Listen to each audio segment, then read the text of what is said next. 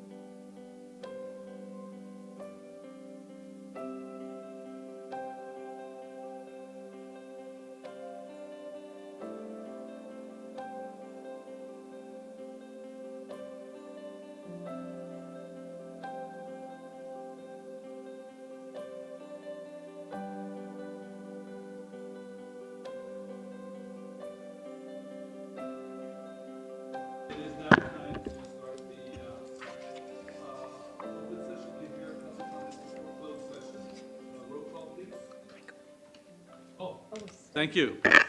Let me try that again. Welcome, everyone.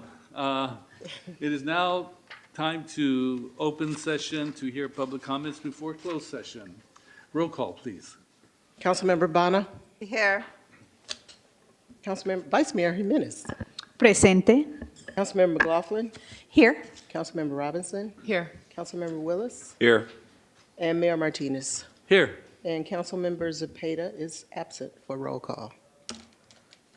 During closed session, the council will discuss the following items. Hold on one second. Liability claims, Judy Barron, claimant Eric Mendoza Govan. Item C2, conference with legal counsel, existing litigation, Aggress versus City of Richmond versus Riggers Loft Wine Company. Under C3, public employee performance evaluation, title city clerk, and title city attorney. Item C4, conference with labor negotiators, agency representatives Sharon Taylor and Jack Hughes, employee organizations, SEIU Local 1021 full-time and part-time unit, IFPTE Local 21 mid-level management and executive management units, Richmond Police Officers Association, Richmond Police Management Association, IAFF Local 188, and Richmond Fire Management Association. Under item C5, conference with real property negotiator. Properties include Nevin Plaza 2, agency negotiators are Nanette Beecham and Gabino Arredondo. Negotiating parties, EAH Housing. Under negotiations are the price and terms of payment. The second property is 222 Marina Way, that's Nystrom Village. Agency negotiators, Nanette Beecham, Gabino Arredondo, and Susan Block. Negotiating parties, Eden Housing, Inc., and Community Housing Development Corporation, Gorman and Company, and Novin Development, and National Community Renaissance. Under negotiation, price and terms of payment. Under item C6, public employee appointment, title, confidential investigative and appeals officer. We do have one request to address the council. Cordell Hindler, you all have 2 minutes. So, thank you. Good afternoon, Mayor Martinez, council. I'm gonna speak on C3, that is. So, I think that the city clerk has been doing a terrific job here because putting together all those agenda packets, that's not easy. It's very hard. You have to make sure that the staff reports are in there in a timely manner. So, that's one. And then the second one is for the city attorney. He always makes sure that this council is following meeting protocol. So, when y'all do go into closed session, think about the hard work that these two executives have done to make this city a better place. That's it. Any others? No more speakers. Okay, then closed session, open, public comment is closed, and we will now retire to closed session.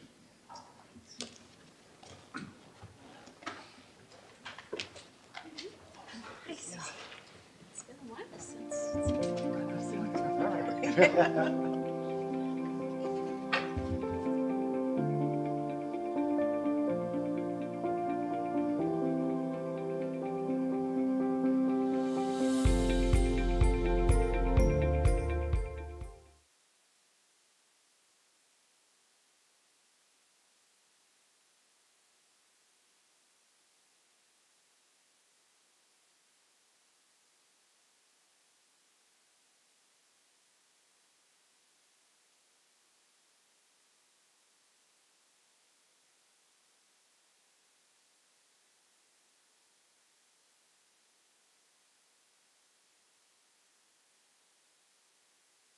Reported 4:36.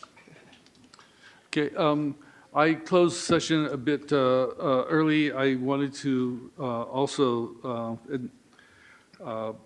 let it be known that Councilmember Cepeda showed up at 4:36, and we have another item that we did not mention. So, You have a very crowded agenda, flow session agenda, but there's an item that's come up with respect to the Point Melody project. As you're aware, there's going to be a meeting of the Coastal Conservancy on Thursday. There's an item that I just became aware of today, which relates to a report that we received. I do want to be able to discuss that with you concerning that project. So I became aware of this only today, so it did rise subsequent to the posting of the agenda. So you need a 4/5 vote to add that to the agenda. I move we add the Point Melody item to the closed session agenda. Second? Roll call? Councilmember Bonner, Yes. Vice Mayor Jimenez, Yes. Councilmember McLaughlin, Yes. Councilmember Robinson, Yes. Councilmember Willis, Yes. Councilmember Zepeda, Yes. and Mayor Martinez. Yes. The vote is unanimous. Thank you. I'll try and make it very short when we get to it. Okay, thank you. Okay, now we will close. No, that was already done.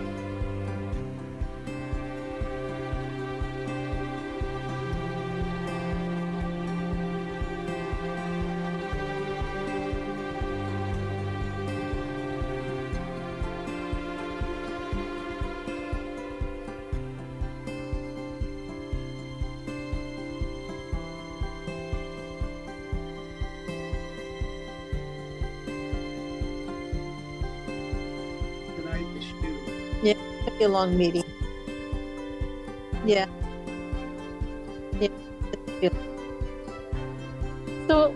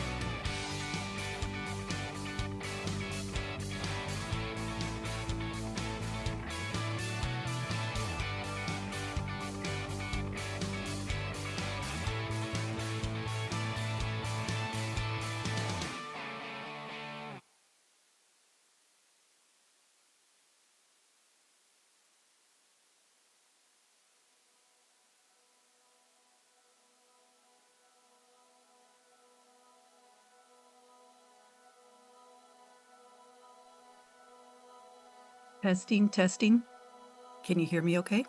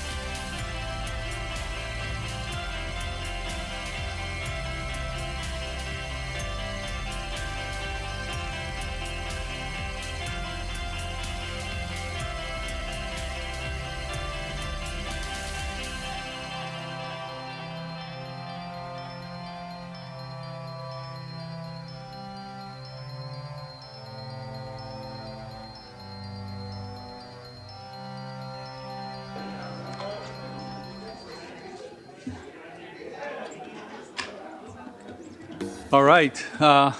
Welcome, everyone. It is, okay, I know everyone's happy to be here. And I know that some of you are excited about the Canet exhibit that we have up on the wall. It just came up this weekend. So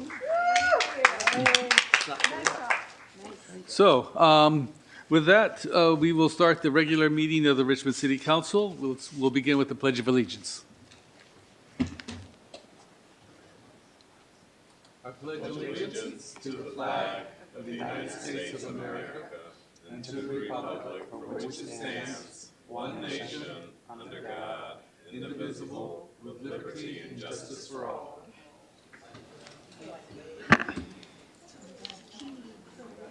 Yes.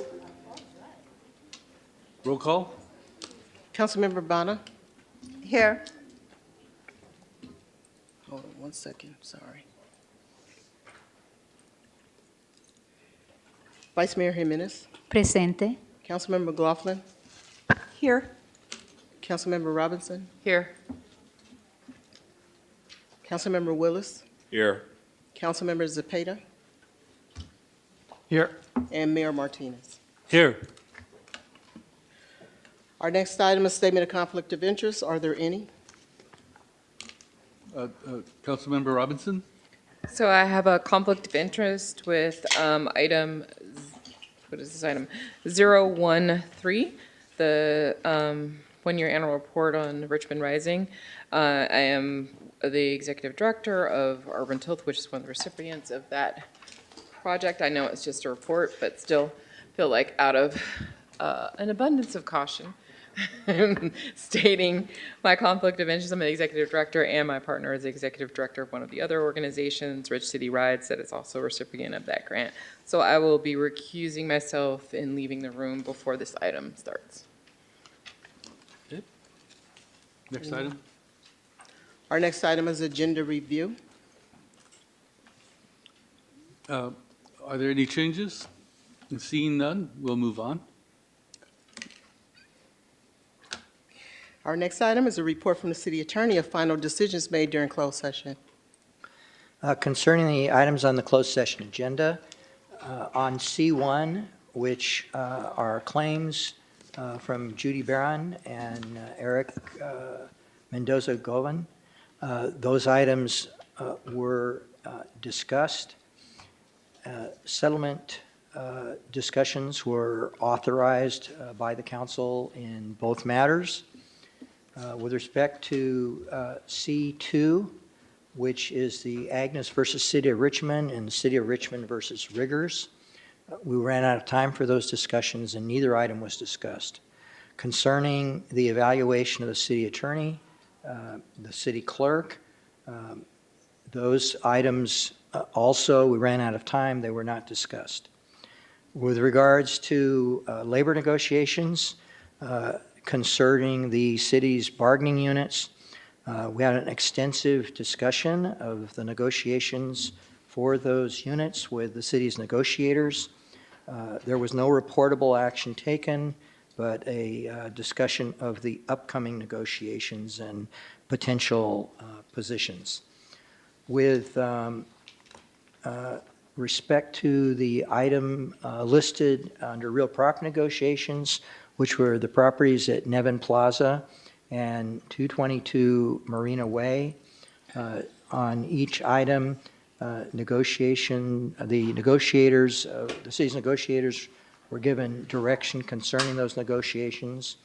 On item C6, which was in public employee appointment, that concerned the appointment of an investigative, an interim investigative officer for the board of the commission.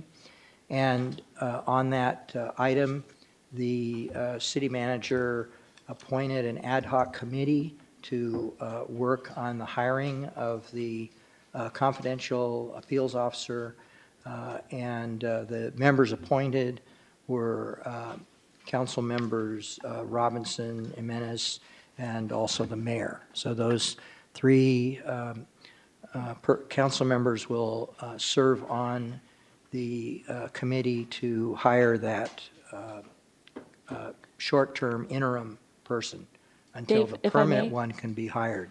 Dave, if I may, can we please clarify for the administrative record that the mayor made those appointments, not the city manager? Oh, did I misspeak? Yeah, it was the mayor. I'm sorry if I misspoke. The last item, there was an item added to the closed session agenda. That item dealt with the real estate involving Point Melati. With regards to that item, we gave a closed session report, and there was no reportable action taken. That concludes the closed session report. Our next item is a report from the city manager. Good evening, Mayor Martinez and members of the City Council and Richmond community members. Good evening, Shasta Curl, Richmond City Manager. KCRT, can you please put up the slide deck and advance to slide 3? So as was previously mentioned, this evening we will hear a great presentation from city staff regarding the transformative climate communities work that's been taking place. I want to acknowledge that we had a tour and hosted the California Department of Conservation and the Strategic Growth Council. They visited Richmond last week to see a number of the projects that are currently under development and funded through the $35 million Transformative Climate Communities Grant. Staff will go through numerous examples this evening of the great work that is happening in our community. And in particular, I'd like to acknowledge TCC project team leads, Beatrice and Matthias, who are both here this evening, Samantha and Yana on the environmental initiatives team, as well as Valerie, who's our AmeriCorps fellow, all being led in our community development team by Director Velasco. So just want to thank them for their work. I understand it was a great visit, and we're really excited about all the built environment projects that are going to be happening and improvements to the community. Next slide. In terms of rain preparation, want to make sure that residents are aware that they can obtain sandbags from the courtyard at 10 Harbor Way, and if you would like to have and you need assistance with sewer backups, please contact Veolia at 510-412-2001. If you have an issue with Public Works, you can call them directly between 8 a.m. and 4 p.m. at 510-620-5509. For after-hours issues, please call 911 or the non-emergency dispatch, depending on the state of the severity of the issue. The non-emergency dispatch number is 510-233-1214. And again, the back gate at the courtyard is where you can pick up sandbags at 10 Harbor Way, and then also at the parking lot of the Bayview Library. For those people who are senior or disabled, if you would like to have sandbags delivered to your home between 6:30 a.m. and 6 p.m., you can receive up to 10 bags per address. Please call 510-620-5509. During storms, Public Works staff will be performing storm patrols, filling potholes that frequently develop during the storm, and cleaning clogged drains throughout the city. Last night, Monday, November 18th, Public Works staff informed the RNCC about the sandbag station. This information will also be shared in the city manager's weekly report. And anytime if there's any issue during please feel free to call the city manager's office if you can't remember any of the other numbers, which is 510-620-6512. That's the number that I always provide during this meeting, so that if you need help, we're here to help during the storm. Next slide. Upcoming, we have the tree lighting ceremony with the City of Recreation Department. It's on Wednesday, November 20th from 5:30 to 6:30 p.m. in the Richmond Auditorium. Community members can bring an ornament to place on the tree, and there will be special guest appearances, and it's usually a good time is had by all. It's a lot of fun to attend. A lot of the youth that attend our youth programs, they come out and they have a really good time. Next slide. Upcoming, we also have a career fair for City of Richmond residents on Thursday, November 21st from 12 to 4 p.m. in the Richmond Auditorium. Our Employment and Training Division is hosting its annual career fair, and there will be employers, trainers there, as well as post-secondary institution for our residents to connect with regarding career opportunities. If you have any questions, please call 510-307-8014. And lastly, in closing, before I turn it over to Sharon, I would like to also just note that I had the opportunity to participate in the swearing-in ceremony for our new Fire Chief Osario, and it was really a great event. It was a really wonderful time to just to experience a lot of joy, and I feel like things are off to a good start, and I'm confident that things will remain positive. Chief Osario has been with the Richmond Fire Department for over 22 years, and I think we share a lot of things in common, and I know that his team really respects him and appreciates the dedication he's provided to the department and all of the positive improvements that have been happening. Some of the things that have recently launched include a peer support program for spouses or partners, also peer training for firefighters after they have incidents of trauma. And we're really trying to make sure that we have a very state-of-the-art 21st century fire department. So you'll be hearing more from Chief Osario in the coming months. And just want to thank him for accepting this role and for his leadership and dedication to our community. And with that, I'll turn it over to Ms. Taylor, HR Director. Thank you, KCRT. Can you please bring up the slideshow?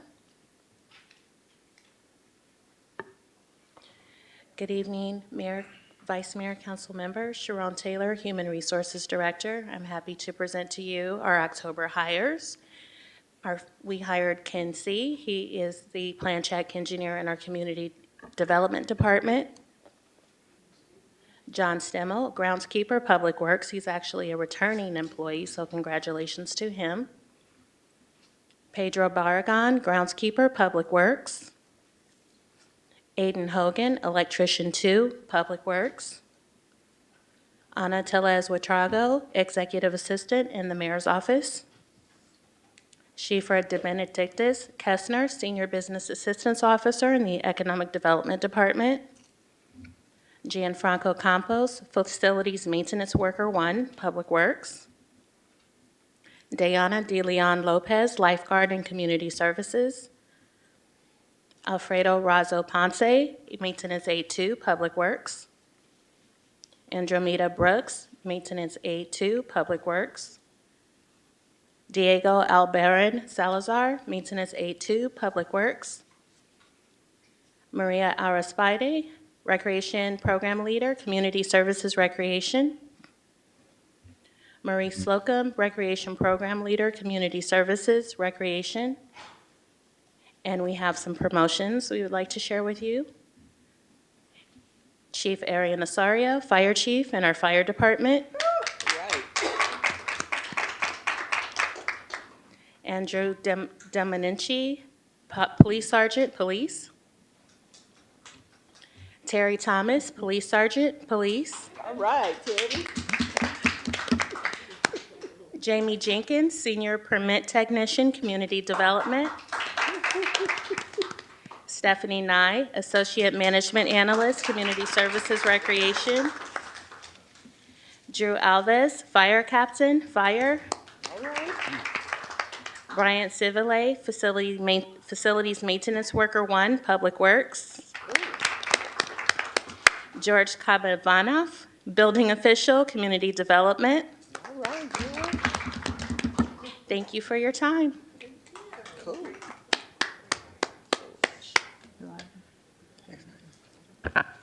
Our next item is open forum, and this is the time to give public comment on items that remain on the consent calendar. And for the record, none of the items have been removed from consent. And items that are not on the agenda. We ask that you please keep your comments respectful. If you are joining us online, please raise your hand at this time, if you'd like to address the council under open forum. Each person will have 2 minutes to address the council. We have 7 in-person speakers. Speakers are Cordell Hindler, Rick Perez, Patricia Perez, Michelle Milam, Mark Wasberg, Jamin Purcell, and our last speaker will be Rock Brown. So, good evening, Mayor Martinez, council.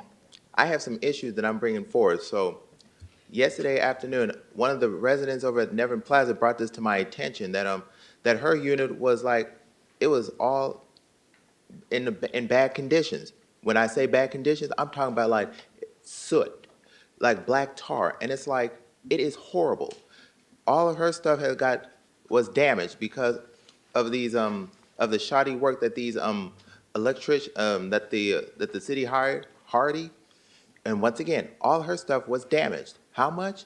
It cost her a lot of money to replace. And who's going to replace it? Her? No.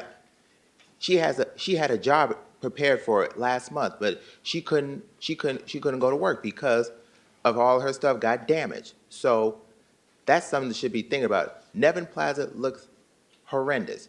And you think that's going to get done by late January? I don't think so. Because I took a look at it myself from my perspective. So that's one. And then the second item is a future agenda item for January, is to direct staff to work with UC Berkeley Chancellor's office to coordinate between the city and UC Berkeley, because we're trying to like bring some talent into Richmond. Because I have participated in a Zoom call with the city of Berkeley, and I've learned a lot about what their programs are. So if Berkeley can do a lot of good for Berkeley, we need to have some cohesive between the city and UC Berkeley. So we need to get on it. So right now. Rick Perez.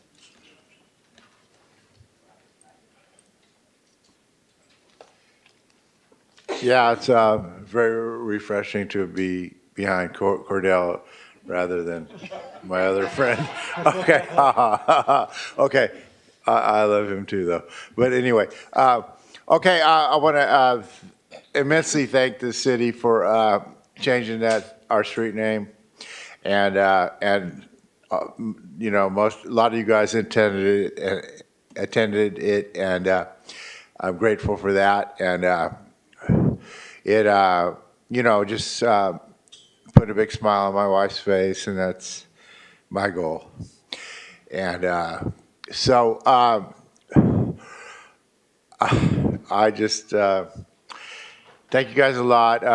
I still have a lot of issues with the police department hiring that officer that they knew better than to do at the time, but that's for another day. So, you know, I just, I see there's other issues on here about the Police Review Commission, so I'm going to try to stay here for that. And, okay, I'm rambling on. Okay, thank you guys.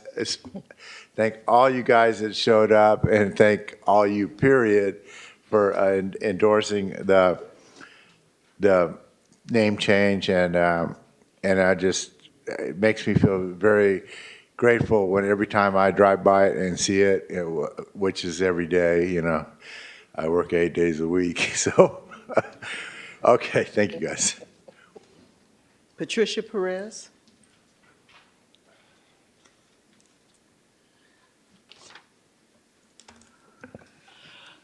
All of Petey's family are very pleased to have the street named for him. And hopefully when the Richmond police officers see Petey Perez Avenue, they will remember that he was a good person who did not do one thing to deserve to be shot to death by a bad police officer. No matter what we do, we can never have Petey back here with us. We didn't just say there's nothing we can do about it, and instead we have been lobbying in Sacramento to bring about changes in the laws that have been allowing bad police officers to kill people who do not have any type of a weapon and who are not a threat to the safety of anyone. Petey would have wanted us to fight it and spare other families from this misery going forward. We are pleased that Richmond Chief of Police, Bisa French, has implemented cultural competency training, which is mandatory training for all new officers as well as seasoned officers, and it is a Richmond Police Department first. We have got to have police or there would be utter chaos and mob rule, but how they are trained will make a huge difference. Many officers are hired right after being in military service. They need to be trained that not all citizens are public enemies. They need to stop pulling their gun unless the suspect has a gun and their own life is in danger. They need to practice non-lethal means to subdue when it is necessary. Even a barber gets more hours of training for their job. Police have got to have more training. Killing is forever, and it should be the very last resort. Thank you. Michelle Mylan. I believe that my item got confused, so I will just put in another card, but I would like to say that we have implemented our cultural competency, and I'm one of the trainers, so I really do appreciate the honor to be able to do that. Mark Wasberg.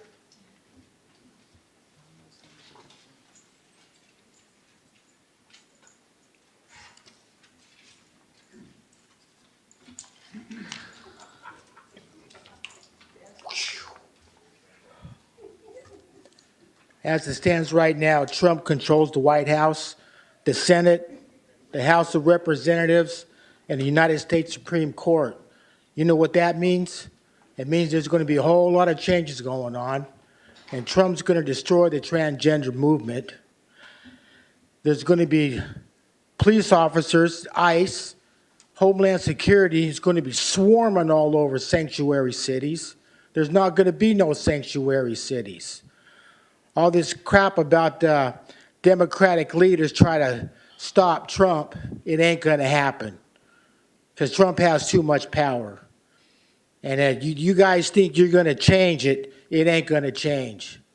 Because I would tell you, I'm scared too what Trump's going to do. I mean, things are going to really be different, especially among you gay people. Now they're calling the hotlines. They're so concerned on what to do. So I had a comment on the internet. I said, well, there's a bridge right over here called the Golden Gate Bridge or the Bay Bridge. You could go ahead and use that for your problems. Because you guys think it's funny, but it's going to happen. I mean, you're going to, don't be surprised if ICE comes to Richmond and Homeland Security. They're going to swarm all over here, and there's nothing you could do about it. Because like I say, the American people spoke, and they put Trump into office because they're sick and tired of this Democratic bullshit about all this transgender crap and all the stuff that all this liberal stuff was doing. Every Democratic party, every Democratic city had high crime rates because they don't believe in law. And Galvin Newsom, now this is one idiot. This guy here thinks he could Trump-proof California. It ain't going to happen. Because all these criminals that came to our country that Joe Biden let in, they're all going to go back. So you people better get ready for a big change, and there's not a damn thing you could do about it. Michelle Mylan. Thank you, since the item stayed on consent. So I just want to thank the council at this point in time for really taking a look at the city's harassment policy and the update to the Crown Act. I have something I want to show you. This straightening comb is 125 years old. It belonged to my grandmother, and it belonged to her cousin who was a beautician. You can actually see the groove marks in it. It's been used on every member of my family, including me.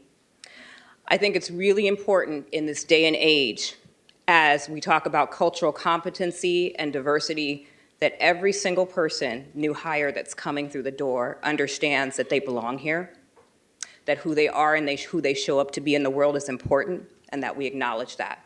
And we acknowledge that in the policy. And I really appreciate you for what you've done. I've experienced hair discrimination. I've been asked, even by citizens sometimes, if I have fleas while I'm serving citizens. I've been asked all kinds of questions. And I think it's important for us to remind ourselves in policy when we onboard new people, as we're training our workforce, that this matters. We shouldn't have to wait 125 years for something to change. I appreciate what you did tonight. I appreciate our HR director. I appreciate our city manager, our police chief, all of those who show up. And for those who say this is not the business of the city, these are people who work for the city. These are people who ensure that your streets are safe. These are people who ensure economic development. We come here, we show up, and we do the business of the city. And it's important to make sure that when we do, we're acknowledged and respected for the job that we do. Thank you. Jamin Purcell.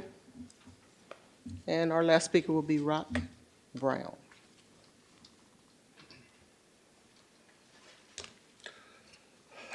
First, I want to start off by thanking Councilmember Willis and Councilmember McLaughlin for their long work.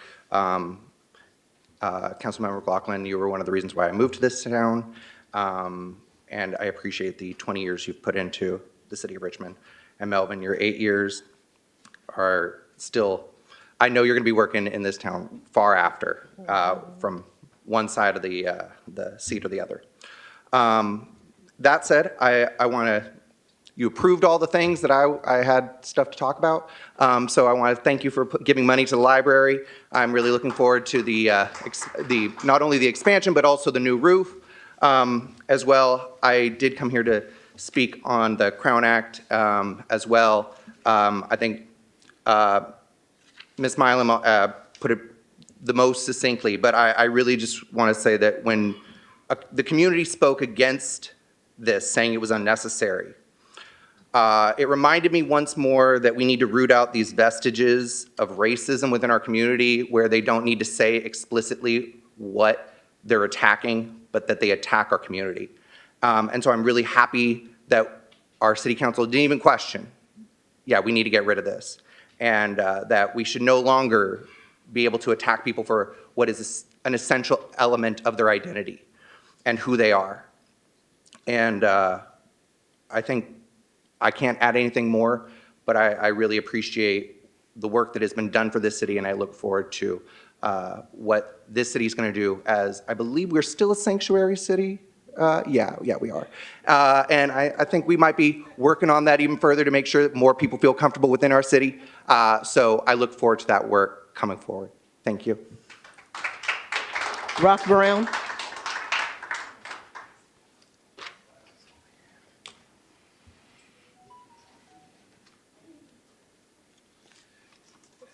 Good evening, everyone. Good evening, council and mayor. I'm gonna have a little change. First, I'm gonna start mine off with Michelle. Your hair is beautiful. And she's a beautiful person. Mm-hmm. With that, we do need more love out there. And I do. I got some complaint. I got something I got in my back of my head to complain, but you know, I got to take a deep breath. We all have different things. But on a real positive note, Claudia, congratulations. My neighborhood, you know what I mean? Cross Park. I'm a registered independent. I might not agree with everybody here on everything, but we're a community. And when it comes to, people get confused. They automatically, like, I got a lot of jokes that gets me through things, or the health or whatever you're dealing with. And one joke might be, I might joke with you in a situation like that, they're talking about hair. I wore an afro and carried a basketball through Richmond my whole life. But now, see the gentleman over there writing, sir? City attorney? We got the same haircut.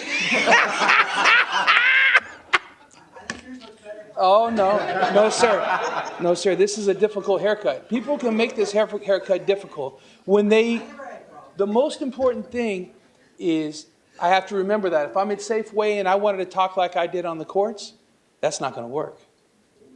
Because I'm the same person. But you have to educate yourself.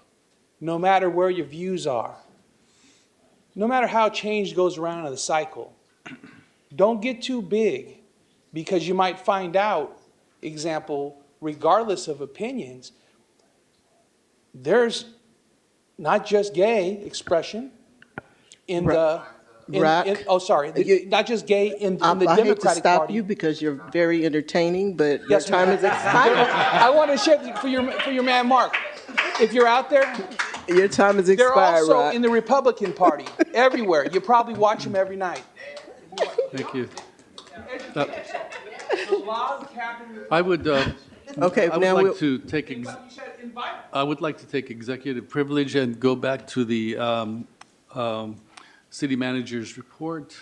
It was all very positive and really inspiring, and it shows how the city of Richmond is moving forward.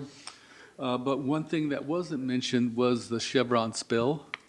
And I think that's something that we also need to look at the issues that we have.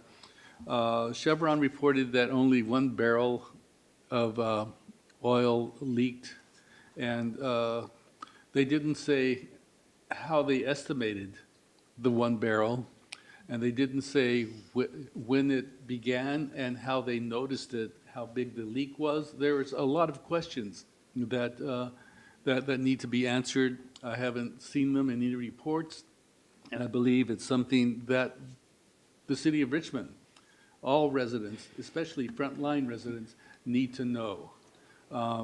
Chevron, I thank you for getting to it as quickly as you did, but on the other hand, it should never have happened, especially after we had a spill not that long ago. I would have thought that after that spill that we had before, that Chevron would have been on it much more adamantly than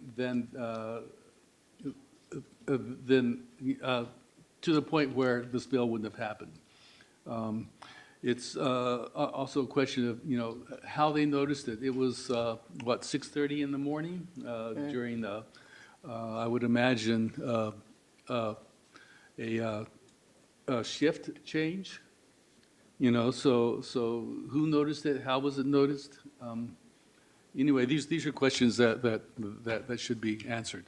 Thank you, Mayor. The fire chief will prepare another communication. It's his anniversary this evening, so he's not here, his wedding anniversary. And so I will follow up with him, and he is intending to share communication, which will be partially as a result of the county protocols and the other agencies that he's been working with. But we'll try our best to make sure to get that out to the council this week.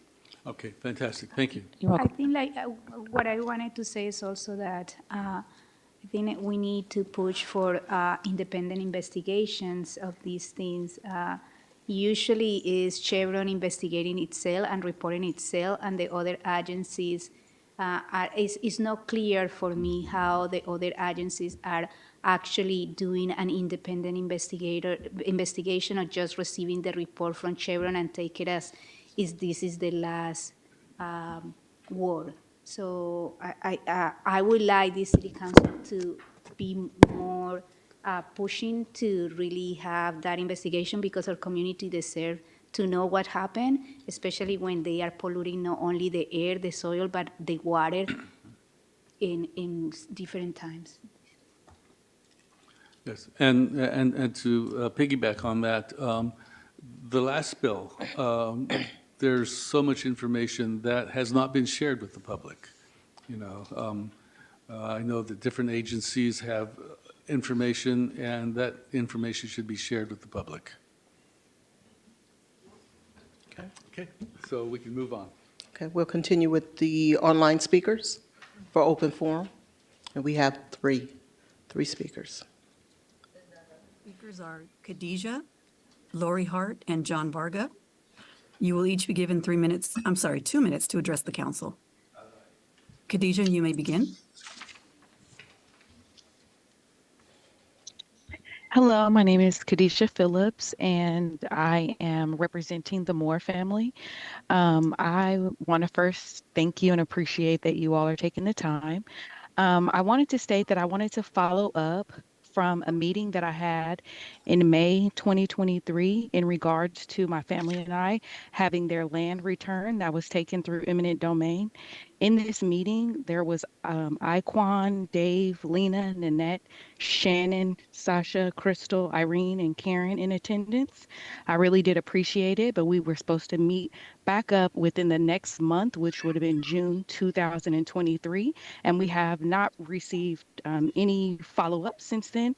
We have been reaching out to Dave's office, but have not gotten any returns. Actually, yesterday, the San Francisco Chronicle released an article about my family and our fight to get our land back. We do have plans to be in attendance at the next meeting, but we would like to discuss ways to have our land returned as well as getting a follow-up in regards to that meeting. I also wanted to acknowledge that my sister, Kalila Harper, was a Richmond police officer, and she is being honored at the Family Justice Center with a wing. We are dedicated people to the city of Richmond. I also have a nonprofit organization called Kalila's Heart, which we do work in the community of Richmond. We love the city of Richmond, and we just really would appreciate a follow-up. Thank you. Thank you. The next speaker is Lori Hart. Lori, you may begin. Good evening, council and everyone in attendance. I want to say thank you for the endorsement of the Crown Act. As a African American woman who has been discriminated against regarding her hair, it is very important and vitally important that people understand that part of our identity is to be free and to be who we are. And so I thank you. And I also want to say to people who are of different cultures, it is absolutely okay to admire our hair, but please do not touch. People often just go and touch your hair. I've been in foreign countries where people have touched my hair.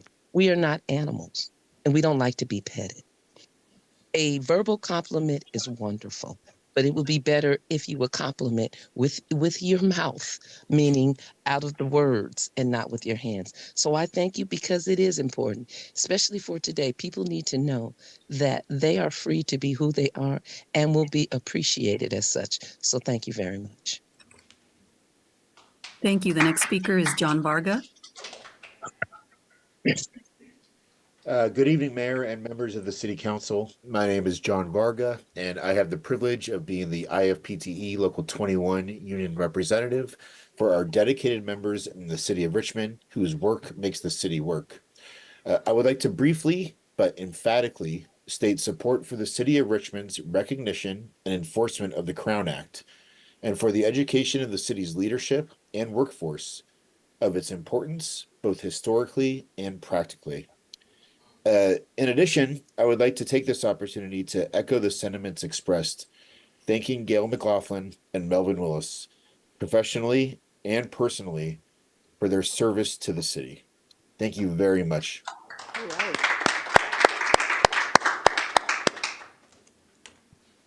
Thank you. And that was our last speaker.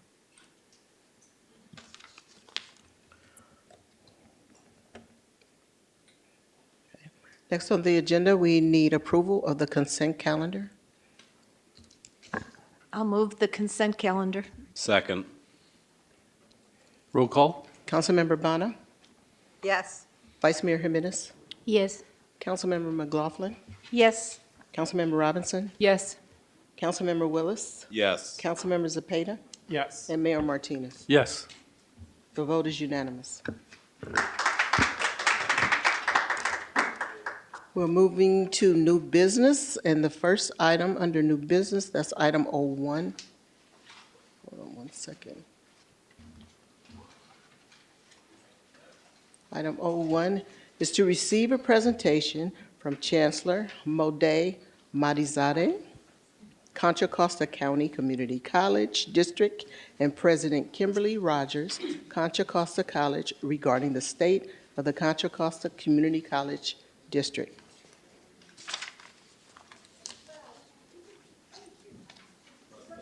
Press the button. You got it. Push the right button. Well, thank you so much for having us here this evening. It is an absolute pleasure to be before you, Mayor Martinez, as well as all of the wonderful city council members. Again, my name is Mojda Medizadeh, and I serve as chancellor to the Contra Costa Community College District. And I am accompanied by our wonderful and amazing college president, who will introduce herself. Hello, good evening, everyone. I'm Kimberly Rogers. I am the president of Contra Costa College. Thank you very much for having us this evening. Tonight, we look forward to sharing information with you about the Contra Costa Community College District and providing further specificity about Contra Costa College, located actually right here in your backyard. While we are in the city of San Pablo, from an address perspective, our college actually spans the city of San Pablo and Richmond. So an absolute pleasure to be here, and we would love to see the PowerPoint deck. Fabulous. Next slide, please. So this evening, we are going to provide you some information about us by doing a backward glance and then speaking with you a little bit about our current stance and where we are moving into the future. And then finally, we're going to wrap up with providing some information to you about the California Community College landscape. Next slide, please. First and foremost, we are proud to have served Contra Costa County for 75 years. So you'll see that the district is celebrating our 75th anniversary, along with the wonderful Contra Costa College and Diablo Valley College. Los Medanos, our younger sister college, is celebrating 50 years of supporting higher education in this county. Next slide, please. So a little bit about us. So we were actually created in December of 1948 as the first county-wide junior college district in the entire state of California. Today, our county population is close to 1.2 million residents. When we started instruction in 1949, there were just under 250,000 residents in this county. So clearly, the county population has grown, as have we. And you can see that currently the district serves over 50,000 students annually. Next slide, please. And just a little bit from a timeline perspective, you can see that Contra Costa College opened in 1949. We were actually providing classes here in Richmond at the Shipyard Tech is what it was identified as. Actually 3 classroom spaces that were rented at that time. In 1956, we actually moved into the 47-acre parcel that is El Portal Park and where we are today. And then you can see certainly when Diablo Valley College and sister colleges opened throughout the course of our history. One piece of information that we also wanted to share with you is we are absolutely open to providing opportunities for members of our community to actually utilize our fabulous, beautiful spaces. So we have for-profit and non-profit rates where we provide opportunities for folks to be on our campuses and utilize our spaces from our community. Next slide, please. So we are governed as well by a 5-member elected set of trustees. And you can see the trustee actually that supports this area, Ward 1, is Mr. John Marquez. He is our longest serving trustee and a former Richmond City Council member, as a matter of fact. The most recent elections actually resulted in Dr. Judy Walters chose not to run for re-election, so Ms. Diana Honig will be joining our governing board next month. And you can see all of the other members who will continue to serve the Contra Costa Community College District. I do want to point out that we also have a student trustee that serves on the dais with our governing board, and that position rotates among our 3 colleges on an annual basis. And today we have student trustee Helena Neyazi, who is actually a representative from Los Medanos College. Next slide, please. So a little bit about who we serve. One of the important traits of community colleges is that we are truly a reflection of our communities. What you're seeing before you today on this slide is the district-wide demographics of our students. So our 50,000 students, you can see proportionately our highest percentage are our Hispanic Latino students, followed by our Asian Pacific Islander students, and then our individuals that identify as Black and African American, Pacific Islander, and others. I'm going to turn it over to Dr. Rogers, President Rogers, who is going to share with you now a little bit more specificity about West County and our demographics here, and share with you some more information about our district and colleges. Next slide, please. Once more, good evening. As the Chancellor said, we serve about 50,000 students district-wide. About 10,000 of those are at CCC itself. And if you look more closely at the demographics, you'll see more of those students at CCC identify as Hispanic Latino. About 20% are Asian Pacific Islander, 12% are Black African American, 9% are multi-race. And I just want to take the opportunity to say that everyone is welcome at CCC. It doesn't matter where you're from, it doesn't matter what your background is, it doesn't matter if you're DACA, it doesn't matter, we don't care, we are here to serve. So no matter what the political climate is in this country, we are here to serve everyone in this community, and we welcome you. So we are here to provide education for everyone, and that is what we do. Next slide, please.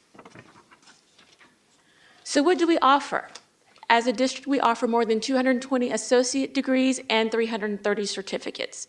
CCC itself offers 61 associate degrees and about 60 certificates.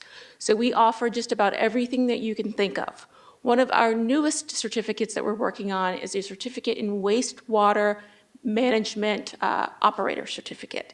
And if you look at the career outcomes for that, the starting salary for that is roughly $80,000 per year. So not only do we offer good education, it leads to really high quality employment for those in the West County area. We also offer transfer pathways with guaranteed admission to Cal State universities. Good career training, industry recognized credentials. So whether or not you transfer to a four-year college or you choose to go directly into the workforce, there's a place for you at Contra Costa College. And I'm really proud of the fact that we offer schedules and modalities that work for you. So if you want to take classes in person, we have that option. If you want to take classes online, we have that option. If you need an evening schedule, a weekend schedule, we can accommodate you. So please, when you're thinking about what your next step is, we can serve you. So just be sure you take a look at what we have to offer. Next slide, please. So we offer affordability and access to students of all ages. So we have a really competitive opportunity for dual enrollment. We offer dual enrollment classes starting in the 9th grade at no cost to students. But we also have free tuition programs. So this past year, more than 20,000 students received free tuition.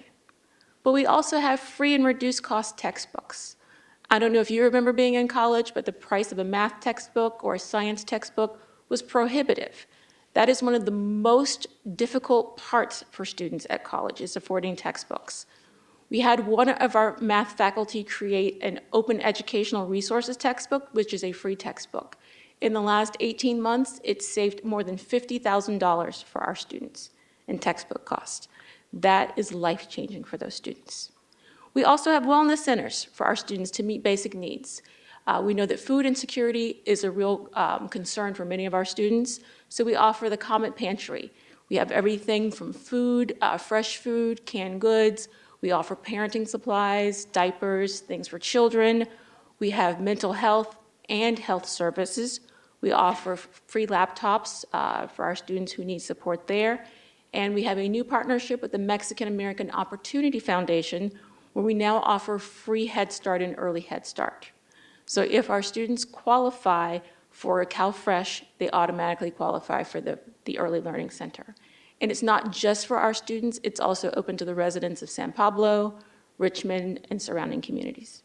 So please, if you know anyone with children under the age of 5, please have them reach out to us so that we can help support their childcare. Next slide, please. So how do you get to us? Well, people come to us from a wide variety of places. I've mentioned the high schools. So we take folks who are in 9th grade on up, so maybe they want to have early college credit. We also have folks who come from the adult schools. So people who may not have completed a high school diploma or a GED, but also people in the community who are maybe coming back for career training or who want to brush up on their skills. People from our community partners.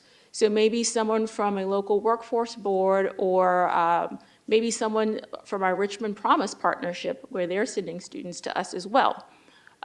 People who are coming back and forth from four-year degrees or four-year colleges who are getting transfer credits and then return to that four-year college. But also from the workforce, people who need to upskill or who want to advance their careers.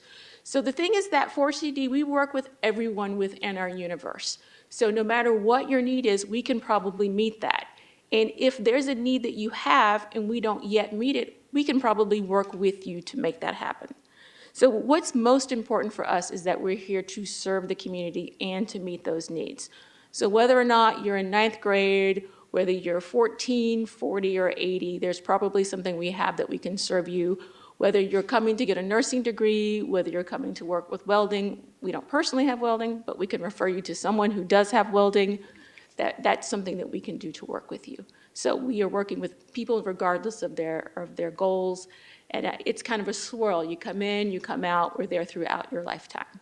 And I'd also like to add that we really do work with children starting from the Early Learning Center. We have reinvigorated our College for Kids program. This past summer, we rebooted it after about a 15-year break. We had 50 kids starting from age 10 through 13. They did theater, they launched rockets, they did a little bit of everything. And we're going to also expand that program this summer. Next slide, please. So I mentioned our partnerships with local high schools. About 41% of graduates from John Swett attend CCC. When you look at the percentages in El Cerrito, Kennedy High School, Richmond High School, De Anza, we want to continue to be sure that we're bringing our high school graduates from our local high school to CCC, but we serve everyone in this community. So we have kids and people who move between and among the 3 colleges and the centers. So it's not uncommon to have a student who takes classes at CCC who might also register for classes at DVC and LMC. But what's most important is that we are serving the entire community and meeting those needs. And with our early college credit, we are saving money for folks while they earn college credits. It is not unusual to have someone graduate with an associate's degree prior to completing their high school diploma. And we want to see more of that as it really helps with workforce outcomes and life outcomes. Next slide, please. We have people transfer everywhere once they attend CCC. You can go to Cal, you can go to UCLA, San Francisco State, UC Davis, which was just named a Hispanic serving institution this fall, Cal State East Bay, Merced. You can also transfer to private institutions. We have a lot of our students who also go to historically Black colleges and universities, but also transfer out of state. So when you come to CCC, we like to say the sky is the limit as we are the comets. That is our mascot. Next slide, please. So we are able, oh, sorry, this is going to go back to the Chancellor. I think I've talked a little too much. Chancellor Manizado. Never too much, never too much.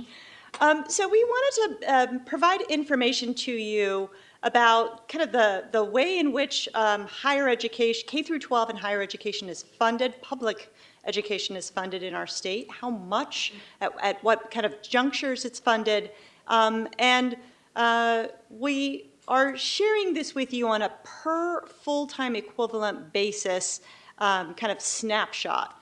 So our K-12 students typically When you see, for example, that in 23-24, K-12 was funded at approximately $20,158, each student is considered a full-time equivalent. The California Community College system, you can see in the most recent year that we have, the past year, 23-24, per full-time equivalent funding was $13,278. Now, mind you, most of our students are not full-time students. The vast majority of our students are obviously adults that are working, taking care of families, children, and what have you. And so in terms of the number of students we serve, considerably higher, but we are only paid on a full-time equivalent basis, so 30 units across a one-year time span. And of course, we've provided you information about the Cal State universities and UCs. And this is really kind of contextual information to share with you that we're really funded to support our students in the classroom and with the surrounding support services, utilizing the dollars that we are provided. What we are not funded for are the beautiful facilities in which we are in. We shared with you that Contra Costa College is celebrating its 75th anniversary. And thanks to you, our wonderful and amazing community, you passed a bond measure in 2014, and we'll go to that next, please. Next slide, please. In 2014, you passed a bond measure that allowed us to do some work in modernizing our facilities. I don't know if you have seen our glorious science center. Frankly, folks at UC Berkeley are jealous of it. So that is you. Thank you for making that a possibility for the communities whom we serve. And you can see that that bond is 95% spent already. We do an amazing job at caring for the dollars that you provide for us, which is why we have such incredibly strong bond ratings, as you see here before you, AA plus and AA1 for Moody's. We are amazing stewards of the public's funds. When we have opportunities to refund you for dollars that you provide us, we do so, and you can see that we have already refunded and saved taxpayers over $44 million. And we continue to monitor opportunities to bring dollars back that you really invested in us for. Next slide, please. So you can see in that kind of same vein, we have over a $463 million annual budget, including the bond dollars, for this past year. You also can see that we are really thoughtful about our reserves, and we have and continue to have clean audits on an annual basis. So your investment in us is well spent. And I will say we also have a glorious college foundation. Thank you, Cesar Cepeda, who actually serves on the Contra Costa College Foundation as well. And that foundation provides added wraparound supports for our students, scholarships, and so much more. So really thoughtful that our communities are amazing partners with us. Next slide, please. And then we wanted to provide a context of our three colleges as it pertains to kind of the entire landscape of the community college system. You can see that across the state of California, community colleges serve over 2.1 million students across 116 colleges. We are the largest system of public higher education in not only the nation, but in the world. So we are trendsetters. People look to us for kind of things that are changing and how we move so that they recognize the ways in which they want to move. 51% of CSU graduates and 21% of those who start in the UC, finish the UCs, actually started at a community college. And I want to say, personally, I am a proud alumni of the California Community College system myself. I was a DVC student and had amazing opportunities to go on to our state universities and frankly, to now be here before you serving in this capacity. And more than 70% of California community college students are of ethnically diverse and so many other diverse backgrounds, and we are deeply proud of the opportunity to serve all. And that ends our presentation. We are happy to answer any questions that you may have. Councilmember McLaughlin? No? Councilmember McLaughlin. Thank you so much. And thank you for that really, really informative presentation. You both have such great energy, high energy. You can tell you love what you're doing, and that's what's needed. So thank you so much. I do have a question. I'm a liaison to the city's Commission on Aging.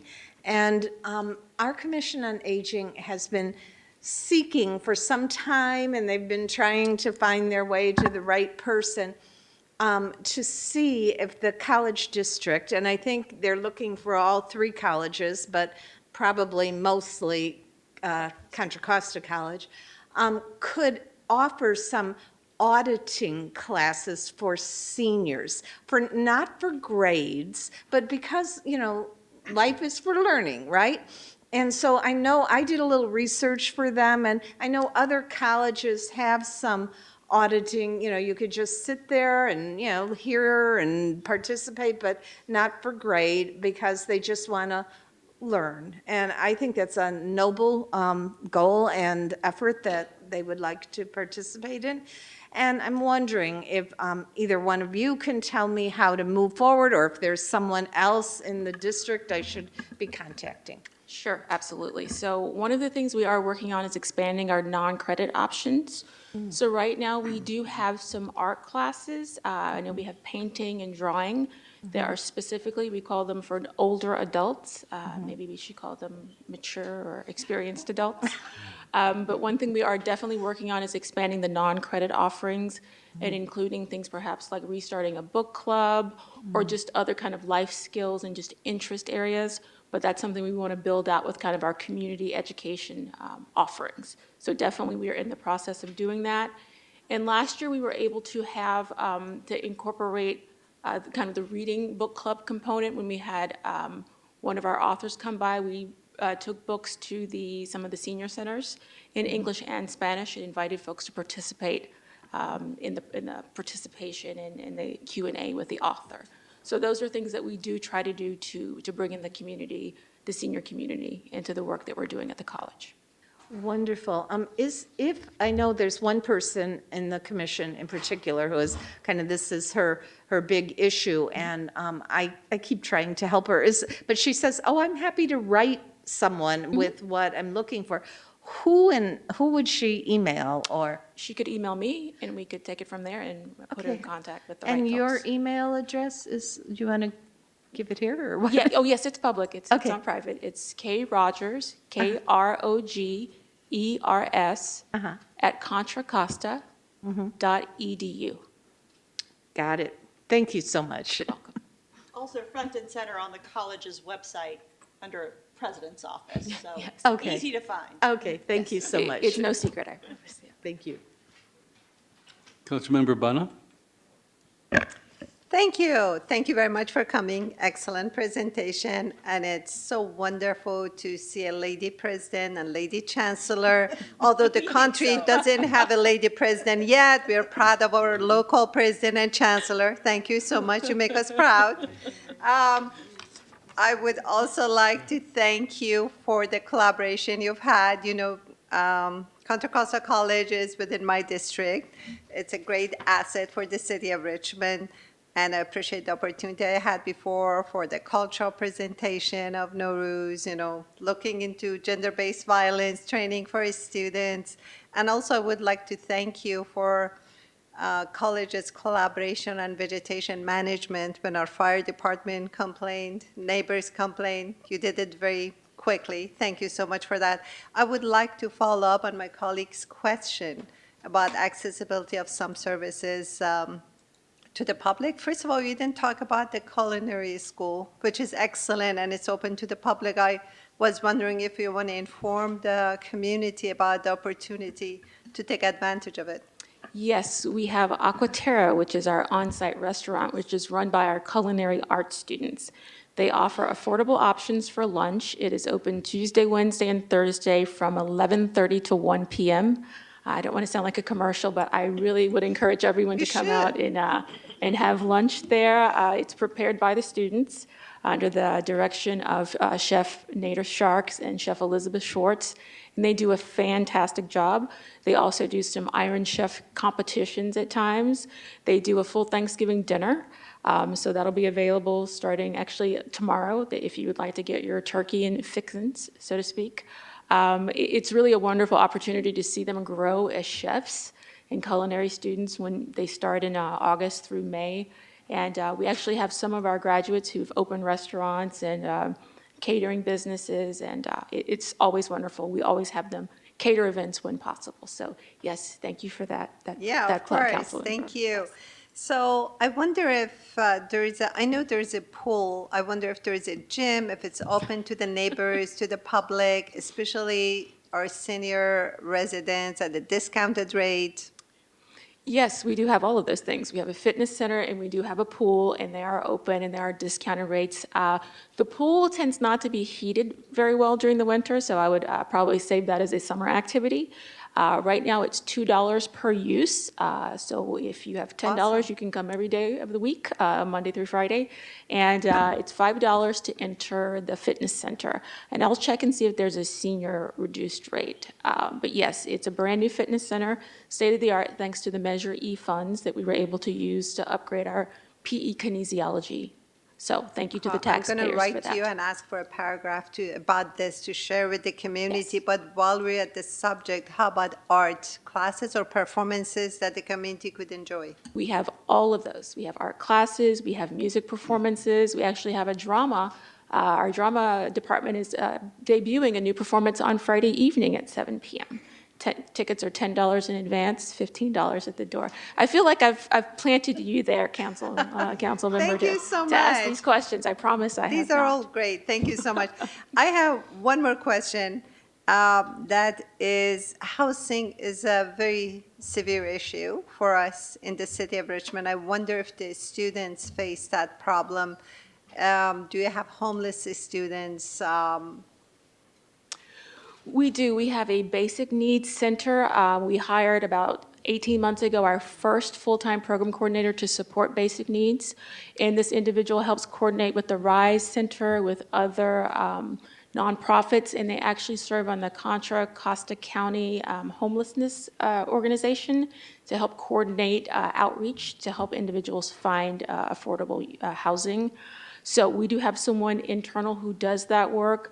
About a year and a half ago, we were able to offer some one-time grants of $500 each for students who received financial aid to help in emergencies. The wraparound fund, Councilmember Zepeda, who's on the foundation board, knows that we offer one-time emergency funds as well. It's really a serious matter, and we're hoping one day to build housing for our students. To help out with that, but of course the cost of living is always a concern for all students, but particularly in the Bay Area. So we do everything possible to help connect students with housing opportunities. Thank you very much. I will continue the conversation offline. Absolutely. We may be able to do some projects Yes. together. Thank you All right. so much. I Thank really you. appreciate it. Councilmember Cepeda. Thank you, Mr. Mayor.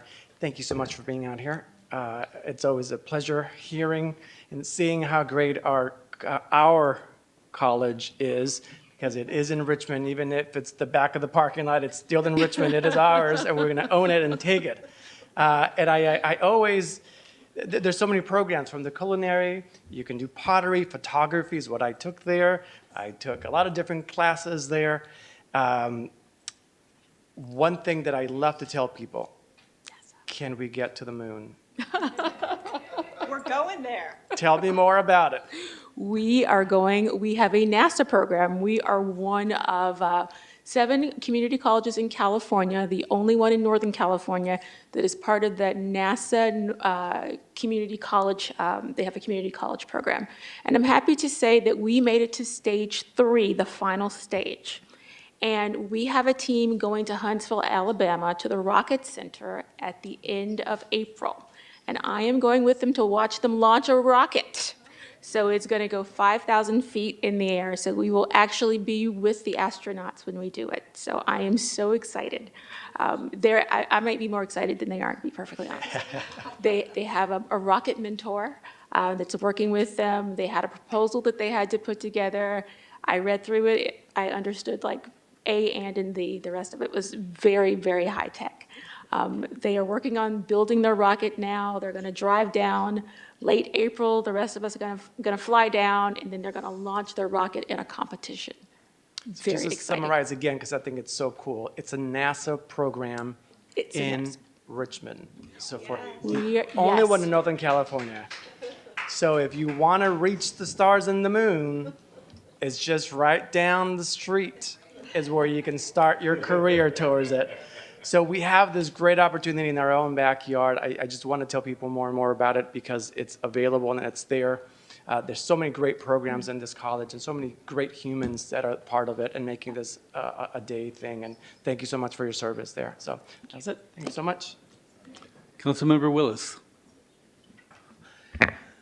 Oh, yeah, echoing my colleagues, great presentation. My curiosity came in on various pipelines you have just to get folks into either advanced learning or careers.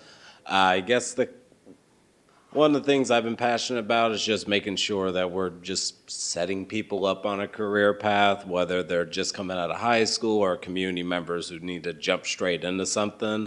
How are you interfacing with trade programs, vocational programs, and also our countywide labor unions just to help create more pipelines into the labor force? And on top of that, how is the college interfacing with our local Richmond Works on participants in that?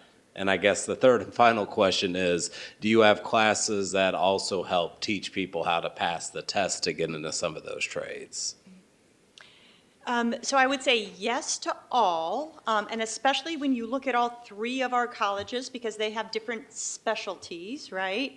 And I'll give you an example. Today we were actually on a Zoom meeting with folks from the oil refining industry who have lost jobs, right? And we're actually working with labor and the Contra Costa Workforce Board in assessing ways in which those individuals can come to us and receive credit for their prior learning, because oftentimes they learned on the job and they never received any kind of certifications and what have you, but they have real skills that can be applied in multiple ways. So for example, we have a process technology program at Los Medanos College, and we would love an opportunity to take folks who can really receive credit for their prior learning and excel their completion. So rather than a 2-year program, they can complete the program in a year or less, thanks to really kind of the feedback and support that is provided to them certainly by the college, but also the surrounding communities, including our workforce boards that pinpoint where we should direct our attention. All right, no, thanks so much. And what does and I guess what does that relationship look like when the college is interfacing with our local Richmond Build in terms of getting participants into a career or even crediting them for completing the program? And that is a direct partnership that we have between the entities that really we design that pathway with them. And just to also share, we actually have individuals that serve on our local workforce investment, not the investment board, but actually on the college program development teams, and they provide us information about the changes that are happening in the industry and how advisory boards, thank you, and how we can realign our programs to ensure that we are serving the needs of labor as we move forward. So constant kind of evolving of our programs as a result. And I'm going to give you one example. Today, we had a meeting with our academic senate leaders across our 3 colleges, and our focus was on artificial intelligence and the impact that artificial intelligence is having to various work-related areas, and how we need to ensure that we're humanizing the work and modifying our curriculum in ways that individuals are ready to integrate AI, artificial intelligence, and know how to become better at the jobs that they're moving into in the future, because that is our reality. All right, thank you so much, and thank you again for the presentation. Vice Mayor Jimenez. Yeah, thank you. A quick question. I noticed that 17% of the students from Kennedy High go there. Like, what is the connection that you have with the schools, particularly Richmond High and Kennedy High? And if you can talk about like the challenges and opportunities that you see, and what do you do? Well, we have the Richmond Promise, and we don't think 17% is nearly enough. So we are constantly working on our outreach efforts with Richmond High School to be sure that we talk to them about the early college credit opportunities, that we talk to them about. So right now we have a new early childhood education dual enrollment class at Richmond High, and it's going very well. So we want to talk to those students and their parents about early credit, early college credit in workforce, so they really understand the importance and the availability of going to college early. So we really want to continue our outreach efforts with WCCUSD, with Kennedy High, with Richmond High, so that we can get those kids earlier. But we understand that 17% is not nearly enough. And through our partnerships with Richmond Promise, and we hope to get them earlier in life before they get to high school. And that's where our College for Kids, that's where our high school college connection comes in. So the earlier we get them, the more likely they are to come to Contra Costa College. So. Thank you. Councilmember McLaughlin has another comment or question she wants to make. Yeah, just another clarifying question. So when I mentioned about this desire to audit classes, I don't know whether that term makes it clear that they're looking for free classes because of, seniors being on fixed incomes and such. So are these some of the classes that you've already talked about? Do those have a tuition? I did note in your presentation that you have quite a few students with, I don't know what ages they are, but with free tuition. Yes. I'm not sure if they are. So two things. One, if the class is non-credit, there is no fee. Okay. And that's why more and more we're providing non-credit options in a variety of areas, including arts and such, as President Rogers described, but also in our English language programs and what have you, right? So ensuring that individuals have opportunities to obtain an education or just take a class for fun at no cost. In addition to that, the nearly 21,000 students that received free tuition that we described, that is through a program that we have through the state, wherein students who enroll in 12 units or more, but 12 units per semester for a 2-year course, I should say for a 2-year period, they are not required, we waive their tuition. So essentially, an individual, regardless of financial income opportunities, can enroll in our colleges as a full-time student, complete in 2 years, pay 0 tuition, plus have all of the access that we provide with 0 textbook costs and other wraparound supports that President Rogers described. And for something like art, the fees may just be for the materials, the brushes and things like that, so. Okay, thank you very much. I can convey this to the person that I was referring to. Thank you. And thank you very much for your presentation. And from the thorough questions that you received from this council, we've been amazed at the scope of activities and classes that you offer. Just out of curiosity, do you have any idea of what the ratio is between students who are taking classes just for the fun of it and students who are taking classes to advance themselves? I don't know that we've necessarily done the research. We can easily, but I would say well over 80% of the individuals that come to us have a directed goal, Okay, all right. probably higher than that. Okay, and I would also like to say that our sister city, Joshan, has had a lot of students go to Contra Costa College, and a lot of the officials who currently work in city government speak English because of what they learned at Contra Costa College. And they're interested in continuing this relationship, so I would love to have a conversation with you sometime in the near future. Thank you, we would love that. Okay, great, thank you. Councilmember Robinson. Just ask a quick question, just in case I don't know if anybody else asked this, but I just wonder, you're coming to present to us tonight, and I do wonder if there's anything that you feel like you could use from the city, any kind of partnership that you might be looking for, or other ways that we could work together to make sure that more people have access to higher education. Yes. The one thing we're really looking to do is really based on one of the questions that Council Member or Vice Mayor Jimenez asked earlier, is to really get folks younger. We really reinstated or we restarted our College for Kids program.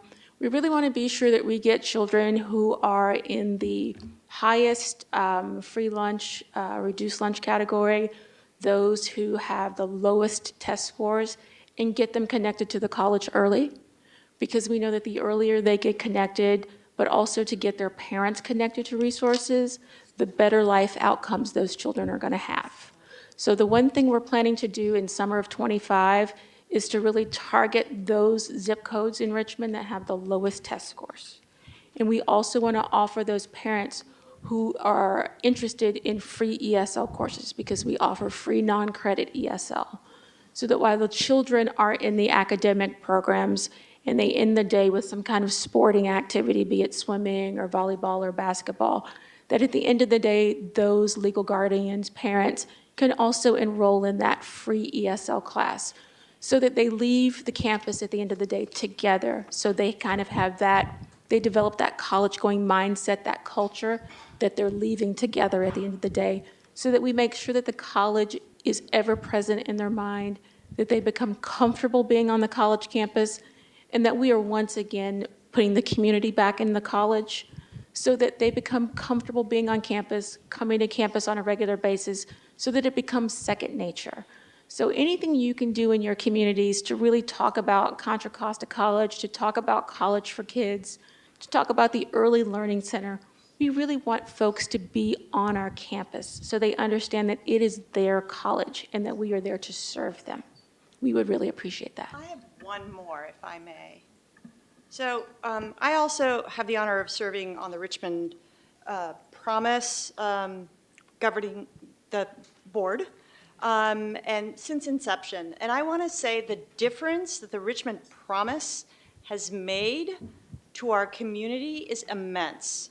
So students see themselves as college going. The fact that this council invested in education through the Richmond Promise and providing opportunities for students through a $1,500 a year scholarship to actually go to college and get through college with the added support services that are provided through the Richmond Promise, I think are humongous. And I don't know like to what degree the impact is seen, but we see it at the college level. We see our Richmond Promise students that come to us. We see that their completion rates are higher than kind of the general student population because they have the wraparound supports that are provided through the Promise program. And individuals that may never have thought of themselves as college going, go to college and they complete. It's a phenomenal program, and we're really deeply proud of the investment that you've made in making it so. So thank you for that. Thank you. So, We have public speakers. okay, public speaking? Okay, we have one in-person public speaker. If there's anyone online that would like to address the council on this item, please raise your hand at this time. Our in-person speaker is Cordell Handler. Thank you. 2 minutes. Okay, so good evening, Mayor Martinez, council. I do want to reflect for the record that it was my idea to have the college to present to us, so it was my idea. So I have been requesting this for months to have them present to you all, so now I got what I deserve. So thank you, Kimberly, for that presentation. So I do want to also, went to the college for, and I've looked at their Aquaterra grill, and the culinary students are fantastic. Their food is so good. It is like, that would be my second place to go to for lunch, and I'm like, that's even better. So when I was looking at the presentation, in all seriousness, when I was looking at the presentation, I said, this is a great opportunity for people to come back, for when people return into our society. This is a golden opportunity. So if they can get their life back on track, this college is perfect for them. So, and then after that, they can go to a 4-year college. Who knows? So I think this is a golden opportunity. So thank you to the presenters for this presentation, and I'll be at the campus for lunch. That's it. I'll be there with you. There are no more speakers. Okay, thank you so much.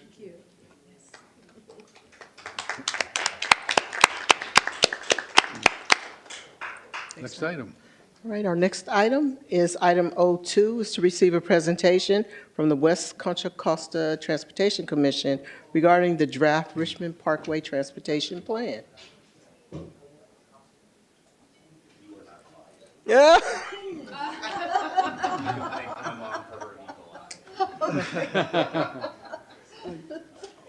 All this time I thought you were.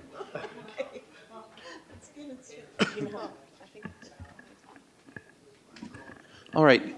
Good evening, Mayor Martinez and members of the City Council. My name's Robert Armijo. I'm the Deputy Public Works Director and City Engineer. And tonight I'm delighted to do two things. First, I want to just introduce our project partners for the Richmond Parkway Transportation Plan, and I'll introduce our WICTAC staff member and our consultant that worked on this plan, and they will do a presentation to outline the transportation plan for Richmond Parkway. We've been collaborating very closely on this plan. Staff supports the development of this plan, and we are delighted to be able to bring that to you today. I will note that it's a draft plan. Once it's finalized, staff will come back to council likely on a consent item early next year, and will present the final plan to council for adoption as a official plan of the city. So with having said that, I'd like to introduce Leah Greenblatt with WICTAC. She's a staff member, and Karina Schneider with Farron Pierce. Having said that, I'll hand it off to Leah. Okay. Thank you for the opportunity to share with you the draft Richmond Parkway Transportation Plan this evening. As you said, my name's Leah Greenblatt. I'm the Transportation Planning Manager at the West Contra Costa Transportation Commission. You might have heard us referred to as an advisory committee, but as of July 1st, we're now a Transportation Commission. So WICTAC, just to give you a little bit of background, is one of 4 regional transportation planning committees in Contra Costa County. And it's composed of elected officials from each of the West Contra Costa County cities, as well as elected officials from AC Transit, BART, and WestCat. And we're also, we have 3 representatives on our commission from the city of Richmond. We have Mayor Martinez, who's one of our representatives, and council members Jimenez and Robinson. And Councilmember Bana is an alternate, and Councilmember Zepeda is a former representative. So one of WICTAC's roles is to assist in cross-jurisdictional transportation planning, which is what brings us here tonight. The need for the Richmond Parkway Transportation Plan came to light around 2018 as WICTAC was working on developing its, the West County's sub-regional transportation mitigation program. Staff from the county and the city brought to our attention that there was a significant amount of anticipated growth and development in and around the Richmond Parkway corridor, but there was no existing corridor plan that identified future transportation projects. So in 2002, WICTAC, in partnership with the city and the county, applied for and was awarded a $560,000 grant from Caltrans to develop the plan. And after extensive public input, the draft plan's now available on the WICTAC website, and it's included in your council packets. Tonight, we want to hear from you, your comments on the plan, answer any questions you might have, and like Robert mentioned, the plan will return to you once we have a final version of it. So with that, I'm going to hand it over to Karina, who will share with you our process and the draft plan. Great. Good evening, council members. Can we bring up the presentation?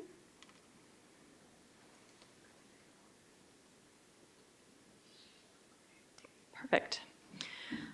So as Leah mentioned, we wanted to kind of go over the structure of the project partners, including WICTAC, as well as the City of Richmond, who was with us every step of the way in this process, as well as Contra Costa County. At the top, we have Caltrans, who's our funding agency, and then at the bottom here, we have both technical input stakeholders as well as public input stakeholders. So on the technical side, we have the Fair and Pierce consultant team, so I'm managing the consultant team as the consultant project manager.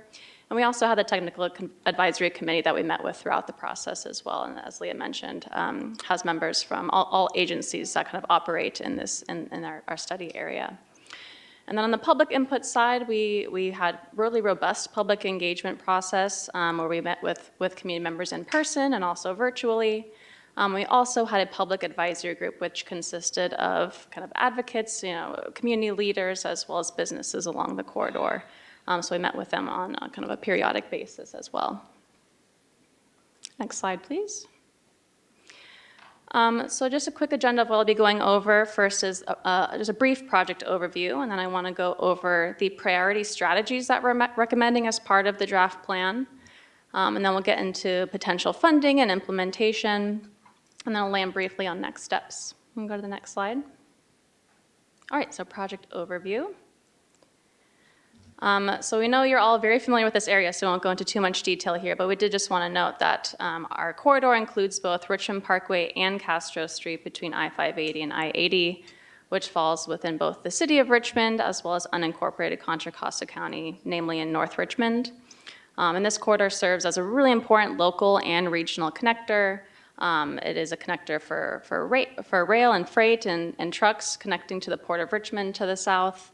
It's also a really important Bay Trail connection. So the Bay Trail actually aligns the parkway all the way from the southern end going up Goodrich Avenue to the shoreline. And so it's a really great kind of public access point for folks to walk and bike along the trail.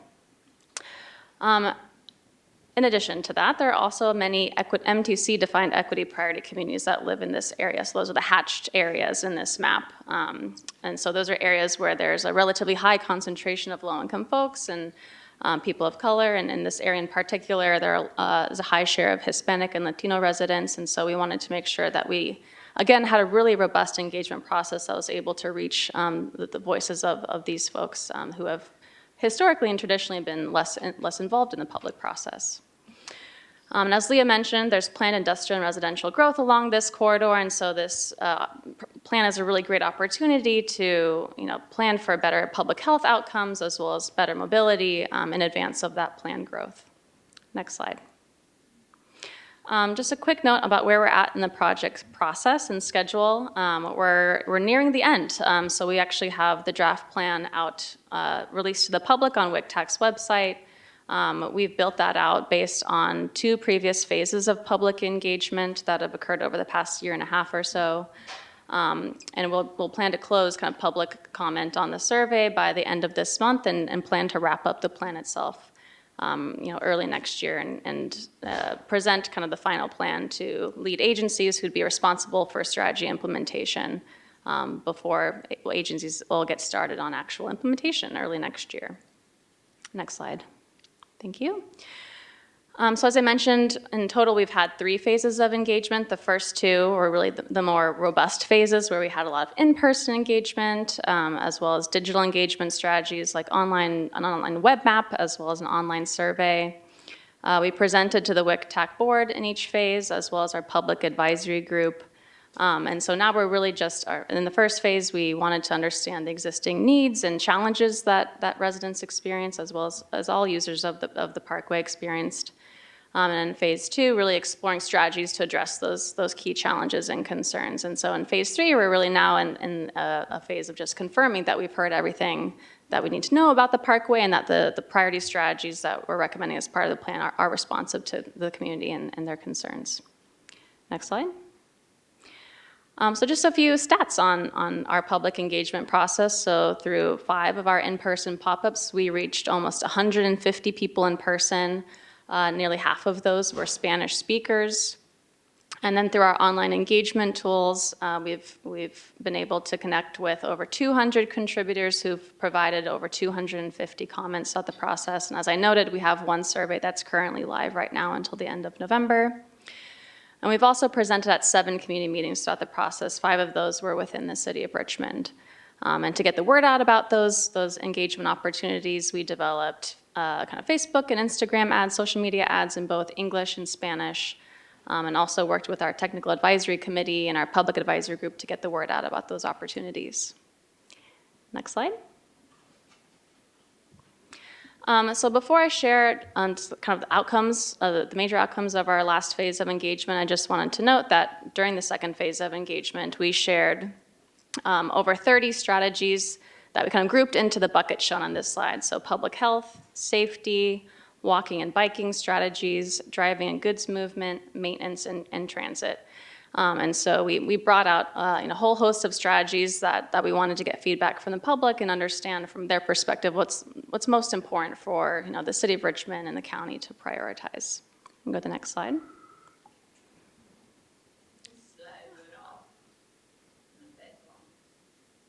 Oh, just one. Oh, this screen's off. One screen went off. Oh. KCRT, Okay. Crisis averted. Okay.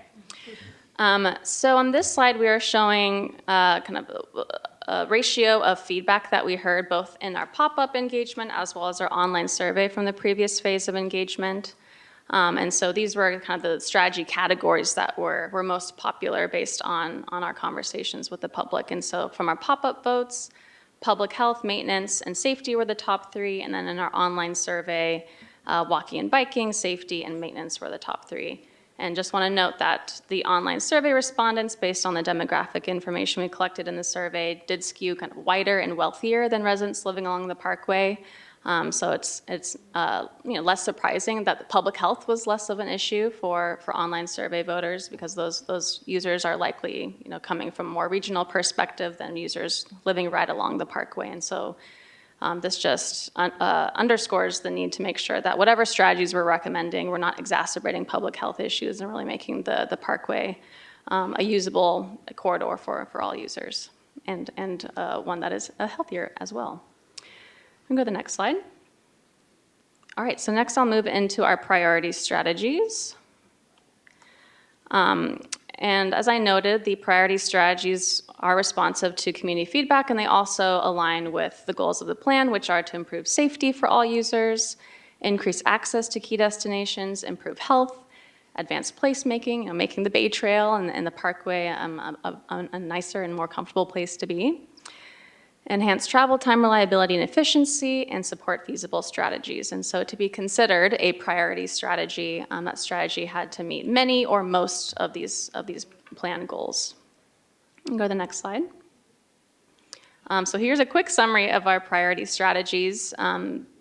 Each strategy has been allocated kind of a bucket of costs, all the way from less than $1 million to over $11 million. And the strategies with bold text are ones where the City of Richmond would be one of the lead agencies implementing that strategy. And so I'll just go over those specific strategies here.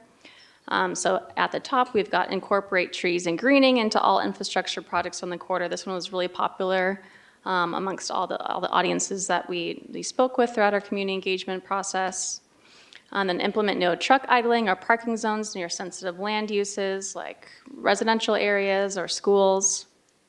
Install safety treatments at intersections along the corridor, so that can include high visibility crosswalk striping, better lighting, also geometric changes, making sure that corner radii is tighter, so that turns at fast speeds are harder to make. E is implement measures to reduce speeding and lower the speed limit. D will also serve to reduce speeds, as well as F, which I'll go over in a second. But this strategy is really meant to capture everything else related to reducing speeds. That can include implementing and installing speed radar feedback signs, as well as conducting a study to actually see if the speed limit can be lowered on some segments or all of the parkway. And then for F, upgrade bikeways in the Bay Trail and connect sidewalk gaps. The project team has actually taken a step to advance this particular strategy.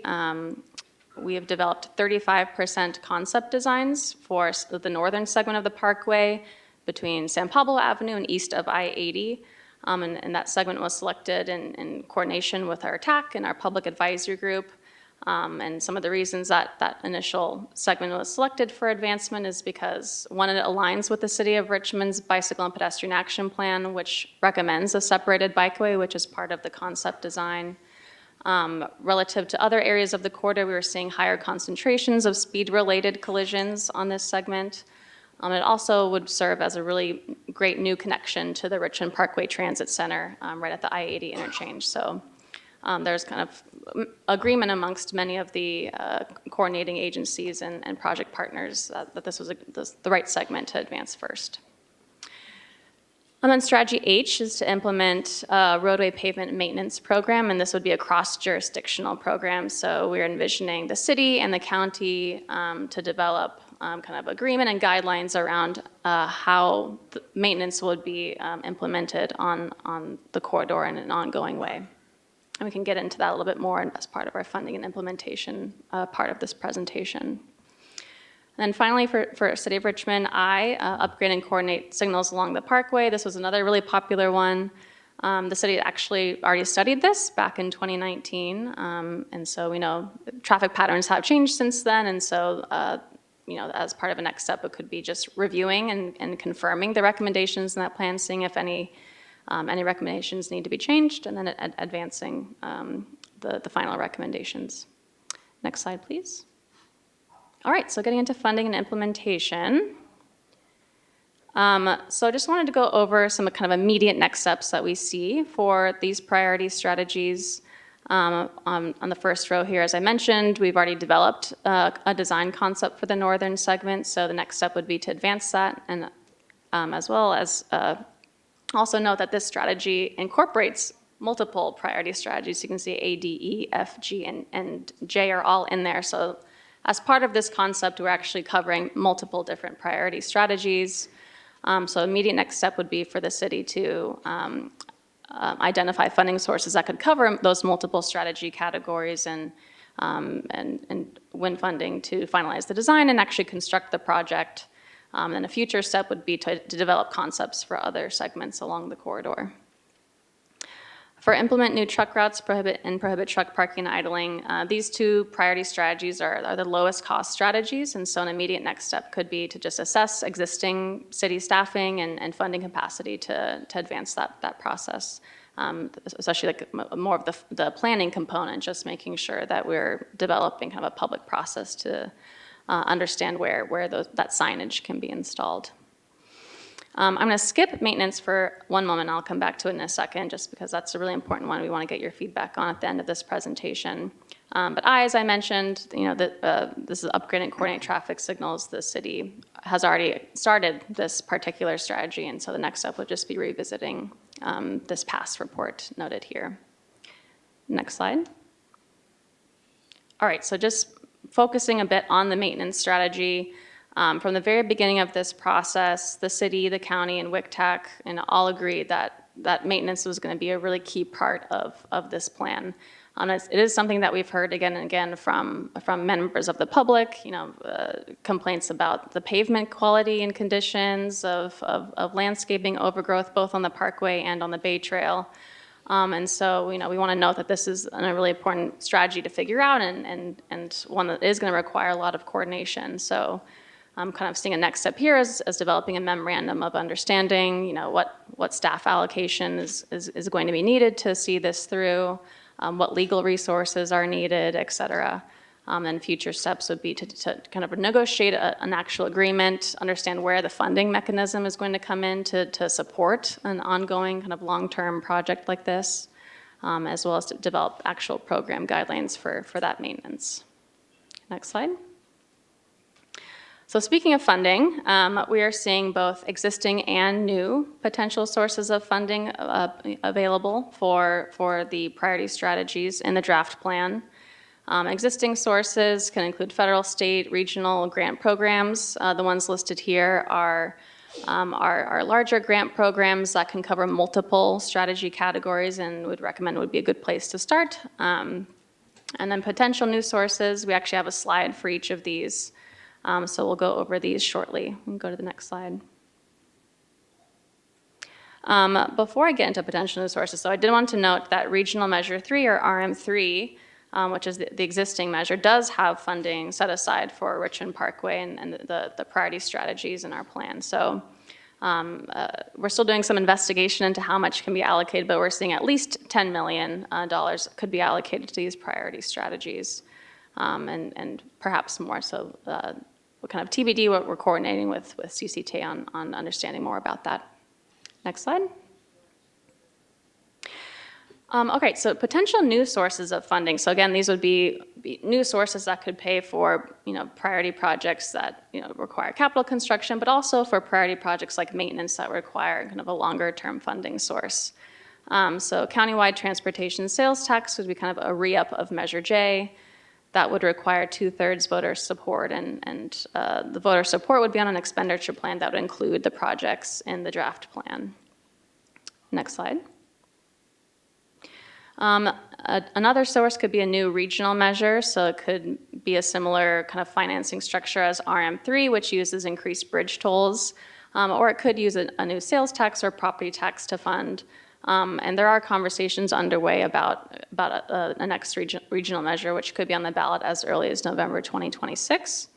And that new measure is expected to generate at least $1 billion annually. So it could be a really great source, again, for ongoing source of funding for a program like maintenance. Next slide. Another potential source could be developing an enhanced infrastructure financing district, or an EIFD. EIFDs use tax increment financing. So essentially you're allocating a future portion of property taxes to an expenditure plan that would cover projects within a geographic defined area. And so that's not increasing taxes, it's simply reallocating future taxes based on an increase in property values. And the example listed on this slide here is a partnership between the city and counties, City of Placentia and the County of Orange, which formed an EIFD to help fund infrastructure projects in advance of a new Metrolink station in Placentia. And so we know that there's a lot of development coming to the Parkway, and particularly at the Hilltop Mall site. And so there could be an opportunity to explore an EIFD as a potential funding source for some of the priority projects. Next slide. All right, the last one here is a benefit assessment district. This one's a little bit more common. There's actually one that already covers a portion of the parkway. It's essentially, again, an approach where you select a geographic area where parcel owners or property owners vote to tax themselves to receive a benefit, such as landscaping or maintenance services, such as the one that already exists for the Hilltop Landscape Maintenance Assessment District. Next slide. All right, so I would like to pause here, and we do have a few questions for you, but also happy to answer any questions that you have. We have our list of priority strategies here, as well as the different potential new sources of funding that I just went over and where they could potentially apply to the priority strategies. So we'd love to hear from you, which of these priority strategies do you think are the most important to implement based on what you've heard from your community members? And also confirm that all the priority strategies seem like realistic options for the city and the county to explore, in particular the maintenance program strategy. If there are other funding options that should be considered, we'd love to hear about those. And finally, which funding options should be prioritized from your perspective? So thank you. Thank you. Vice Mayor Jimenez. Yeah, thank you so much for the presentation. I have a few questions. One is how these particular side or streets got to be the focus? Why and when that was decided?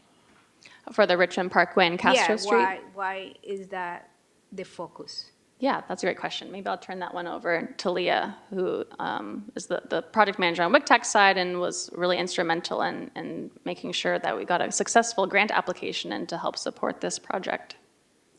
So several years ago, WICTAC was developing its sub-regional transportation mitigation program, which all of our member jurisdictions collect funds from developers, and those funds that are collected go towards transportation projects.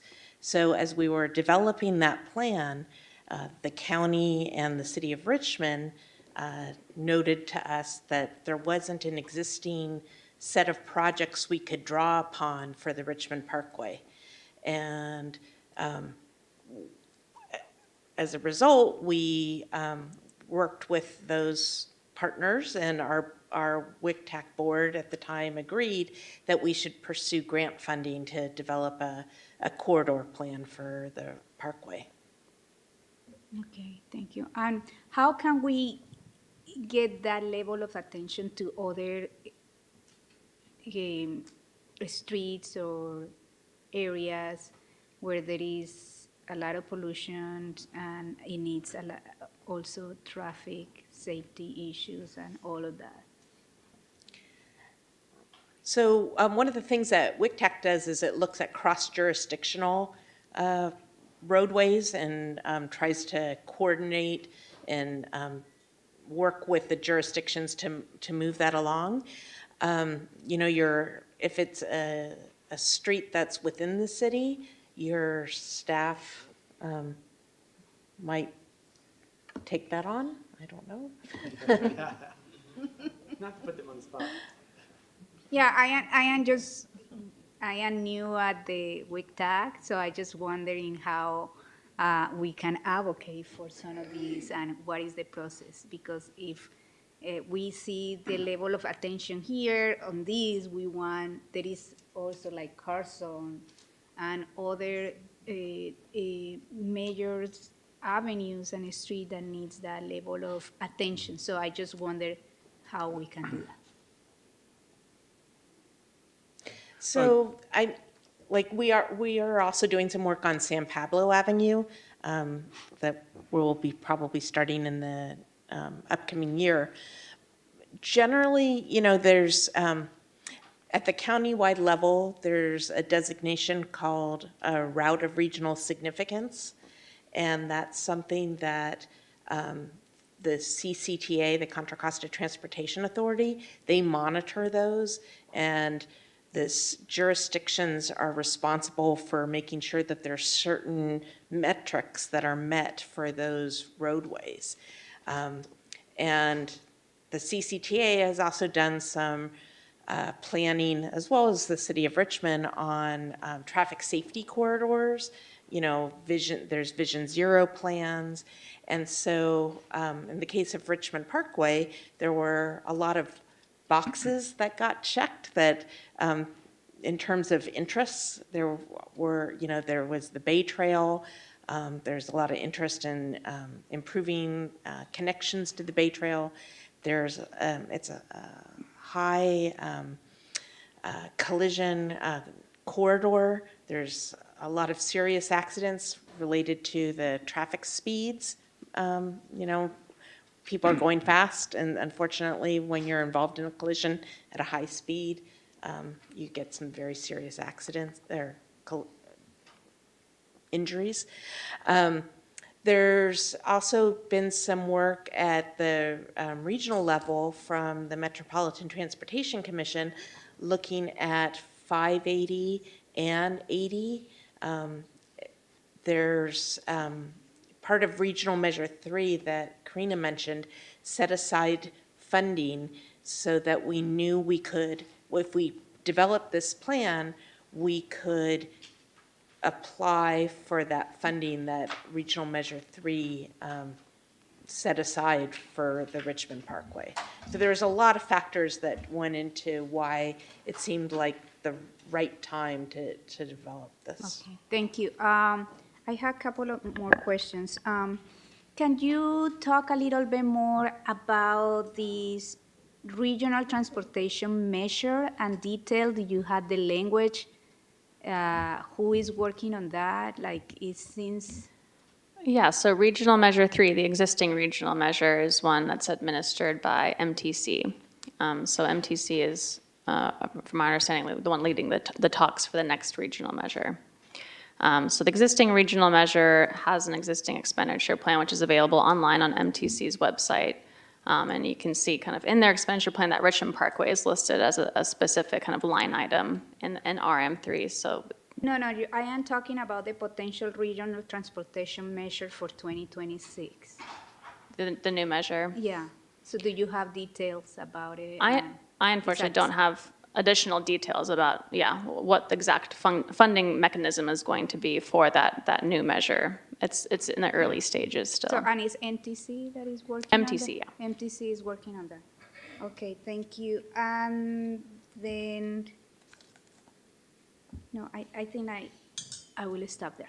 Thank you. Thank you.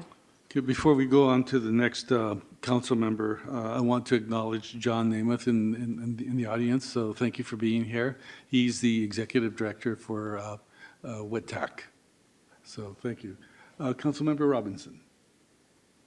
Hi, thank you.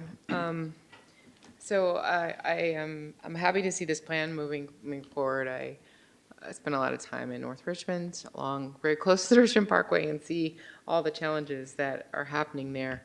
But as a council member, I feel kind of concerned that there were so many of these strategies that were basically going to land on our plate. And the costs are pretty high. And I wanted to understand better, just out of ignorance, I guess you're saying that the road is primarily our responsibility in our jurisdiction. Is that what's happening? So for the strategies where there'd be implementation in both the city and the county, both the city and county are listed as lead agencies in the plan. So for like the maintenance strategy, for example, but both the city and the county are listed as lead agencies, and as part of that strategy, there would need to be a development of an MOU and an understanding of how eventually that would get funded. Yeah. If you have this slide, if we could put back up the slide where you had the things bolded that were going to be kind of fall into the responsibility of the city to lead on them. Could we And put so that back the up? city would be one of the lead agencies for many of those. Yeah. And so for intersection improvement strategy, for example, for intersections within the city jurisdiction. Is it possible that we can get that slide back up? Because I just want to make sure. Yeah, is it possible to pull that up? In KCRT. KCR, It was the slide that had bolded It's a similar priority table here, strategies. yeah. I think keep going Yeah, back. Is this not that one? It's the one before, I think. 13? This one. Yeah. Yeah, so the city is listed as one of the lead agencies for, I want to say most, if not all of these. So strategies with bold black text to be implemented by the city of Richmond. Yeah, so some of the strategies, the city of Richmond will not be involved at all, and those are the strategies that are not bolded. So for example, strategy G, install at-grade signalized new crossing for Wildcat Creek Trail. That's just going to be county. And so that's why that one's not bolded. I just didn't want to raise that today. But I mean, there seems to be only 3 strategies where the city isn't implicated, and I guess I say that because we have so much need for street improvements, road improvements throughout the city, and we only have so much staff, and this seems like a huge lift for so many things to be landing on our plate. And I just want to better understand that. Is that just because our staff volunteered for these things, or?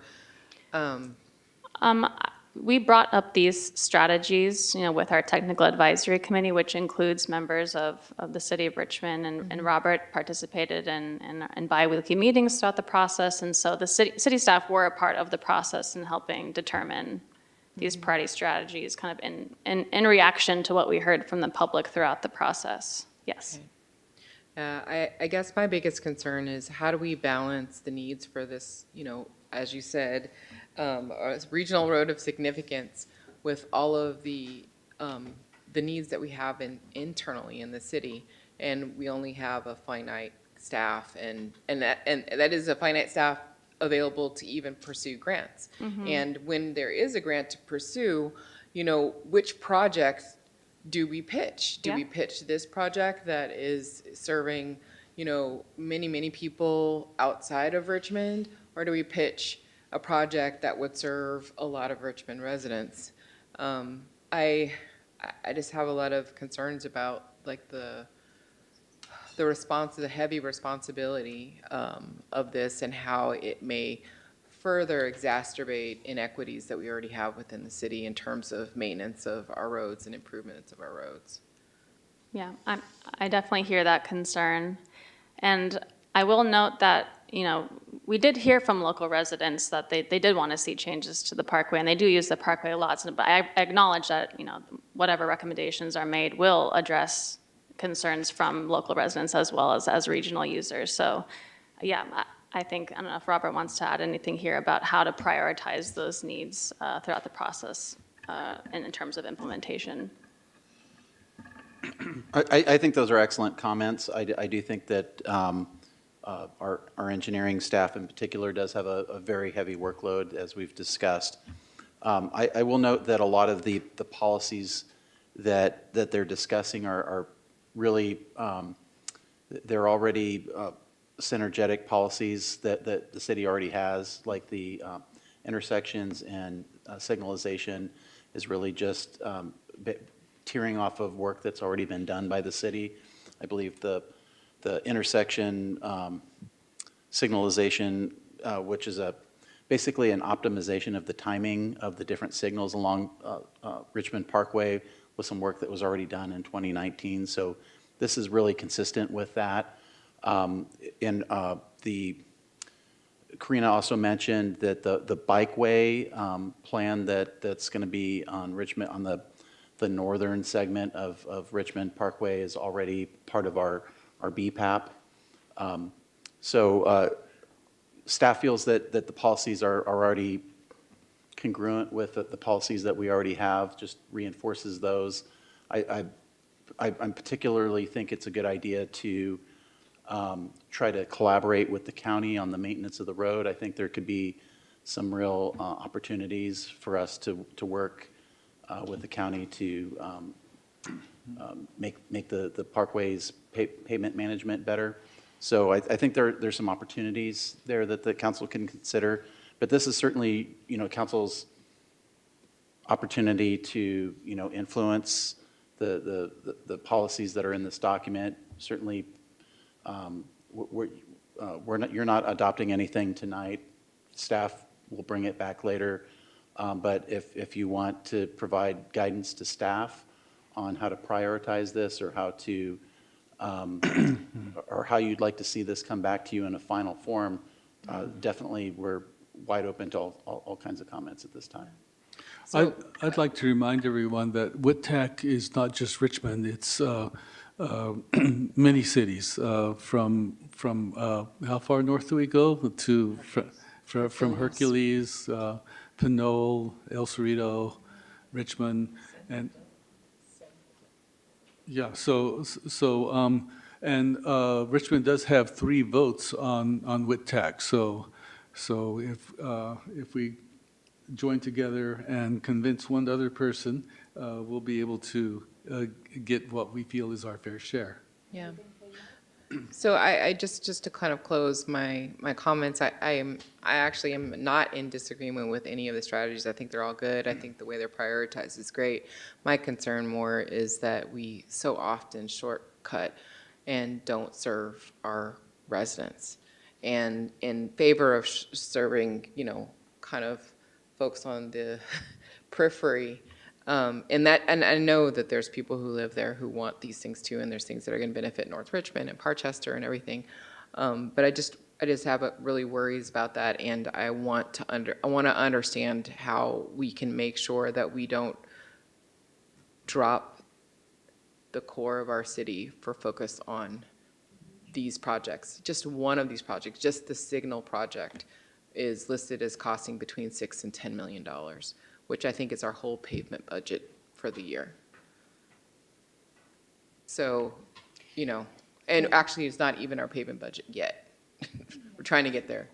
So I do have concerns. I feel like we really would need to figure out how to prioritize, and if there are other people who benefit from this regional roadway who could contribute staff time as well as the cost of these proposed things, that would be great. And I think when with the funding, the estimates, it's not presumed that the city of Richmond would need to come up with those funds.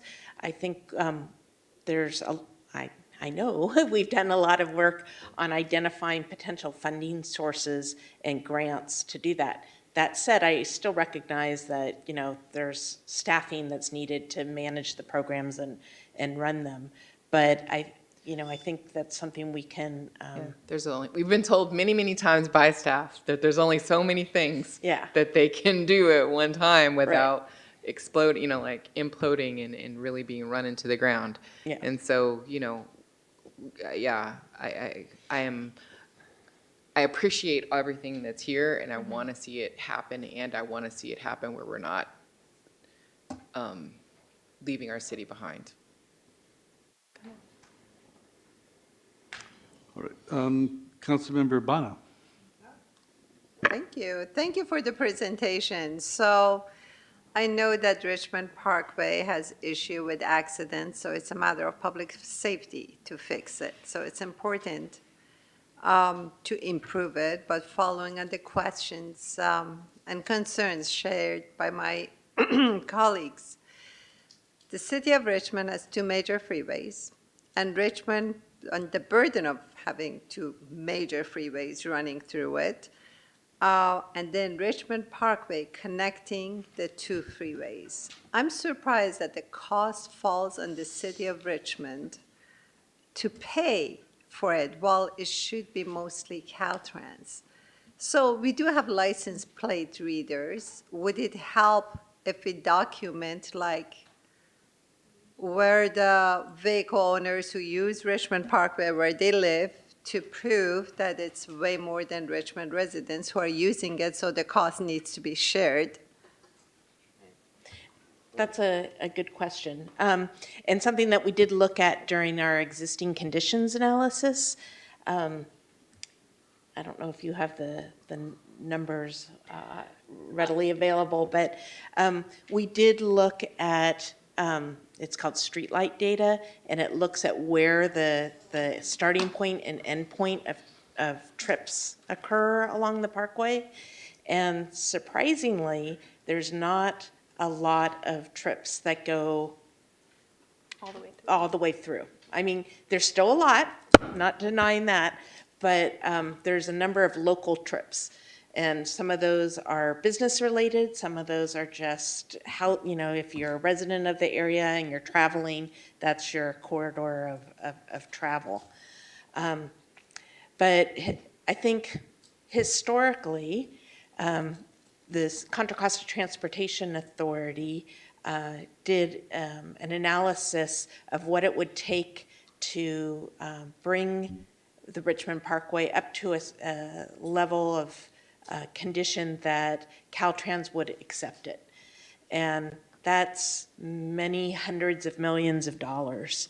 So my understanding of the history, and it's way before my time, but what I've been able to piece together is that at one point that was supposed to be a Caltrans highway. And in order to facilitate the development of that roadway, it was developed as the parkway it is today, and it wasn't developed at the Caltrans highway level. And that's with Measure C sales tax revenue, which is, many decades back now. So the approach that we took with this study, and one of the appendices in the back deals with making this regional case for the region to take care of this roadway, so it's not strictly the burden of the county and the city of Richmond. And so if you look in that appendix, you'll see that, it's like the selling points, the case for when MTC does go about developing another regional measure, we'll have the information available to make the case to say, this roadway needs some special attention. Whether it could be the Contra Costa Transportation Authority, their sales tax measure might be up for renewal in the next coming years. Again, we can start to use this information to build that case in multiple forums. Excellent. So I'm glad we can count on your support for grants. And if the city's just, to manage the projects, I think we may be able to handle it because it's an important issue. You kept talking about new truck routes. Where would that be? So that's a strategy that we specifically developed with the county. So because North Richmond is completely surrounded by industrial uses, there's no clear routes today of where trucks can go within the community to get to those industrial uses. That strategy is actually more of like a planning strategy and working with the community to figure out, okay, trucks are going to go through this community to get to industrial uses. Where should they go? And how can we kind of encourage them to take the routes that we'd like them to take? So that isn't more of a county strategy than it is a city strategy. So it'd be outside the Richmond Parkway? Is that what you're saying, no trucks on Richmond Parkway? I'm confused. No, Or you limit them to right lane or what? No, it would be a strategy that's kind of off Richmond Parkway. Off because- Richmond, so there Yes, would be no exactly. trucks on Richmond Parkway? No, so Richmond Parkway would be the primary route for trucks, but there's so many uses adjacent to the parkway that require trucks to travel to and from that we wanted, and in the city of Richmond, the truck routes have already been established. But in the county portion, they don't have truck routes. And so we want to work with the county to identify where, when somebody does have a delivery and needs to go to that industrial use, what streets should they take? Okay, but that's different from Richmond Parkway project. What does it have to do with improving Richmond Parkway? I'm confused. It's to improve the communities living along Richmond Parkway. Okay, the communities along, okay, that makes sense, thank you. And upgrading traffic signals and bike path and improvement for public safety, are they all related? Or could it be done like one at a time?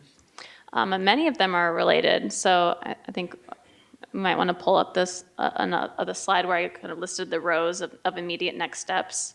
So remember that top row was to advance that northern segment design concept, which actually covers multiple strategies. So it covers the walking and biking strategy related.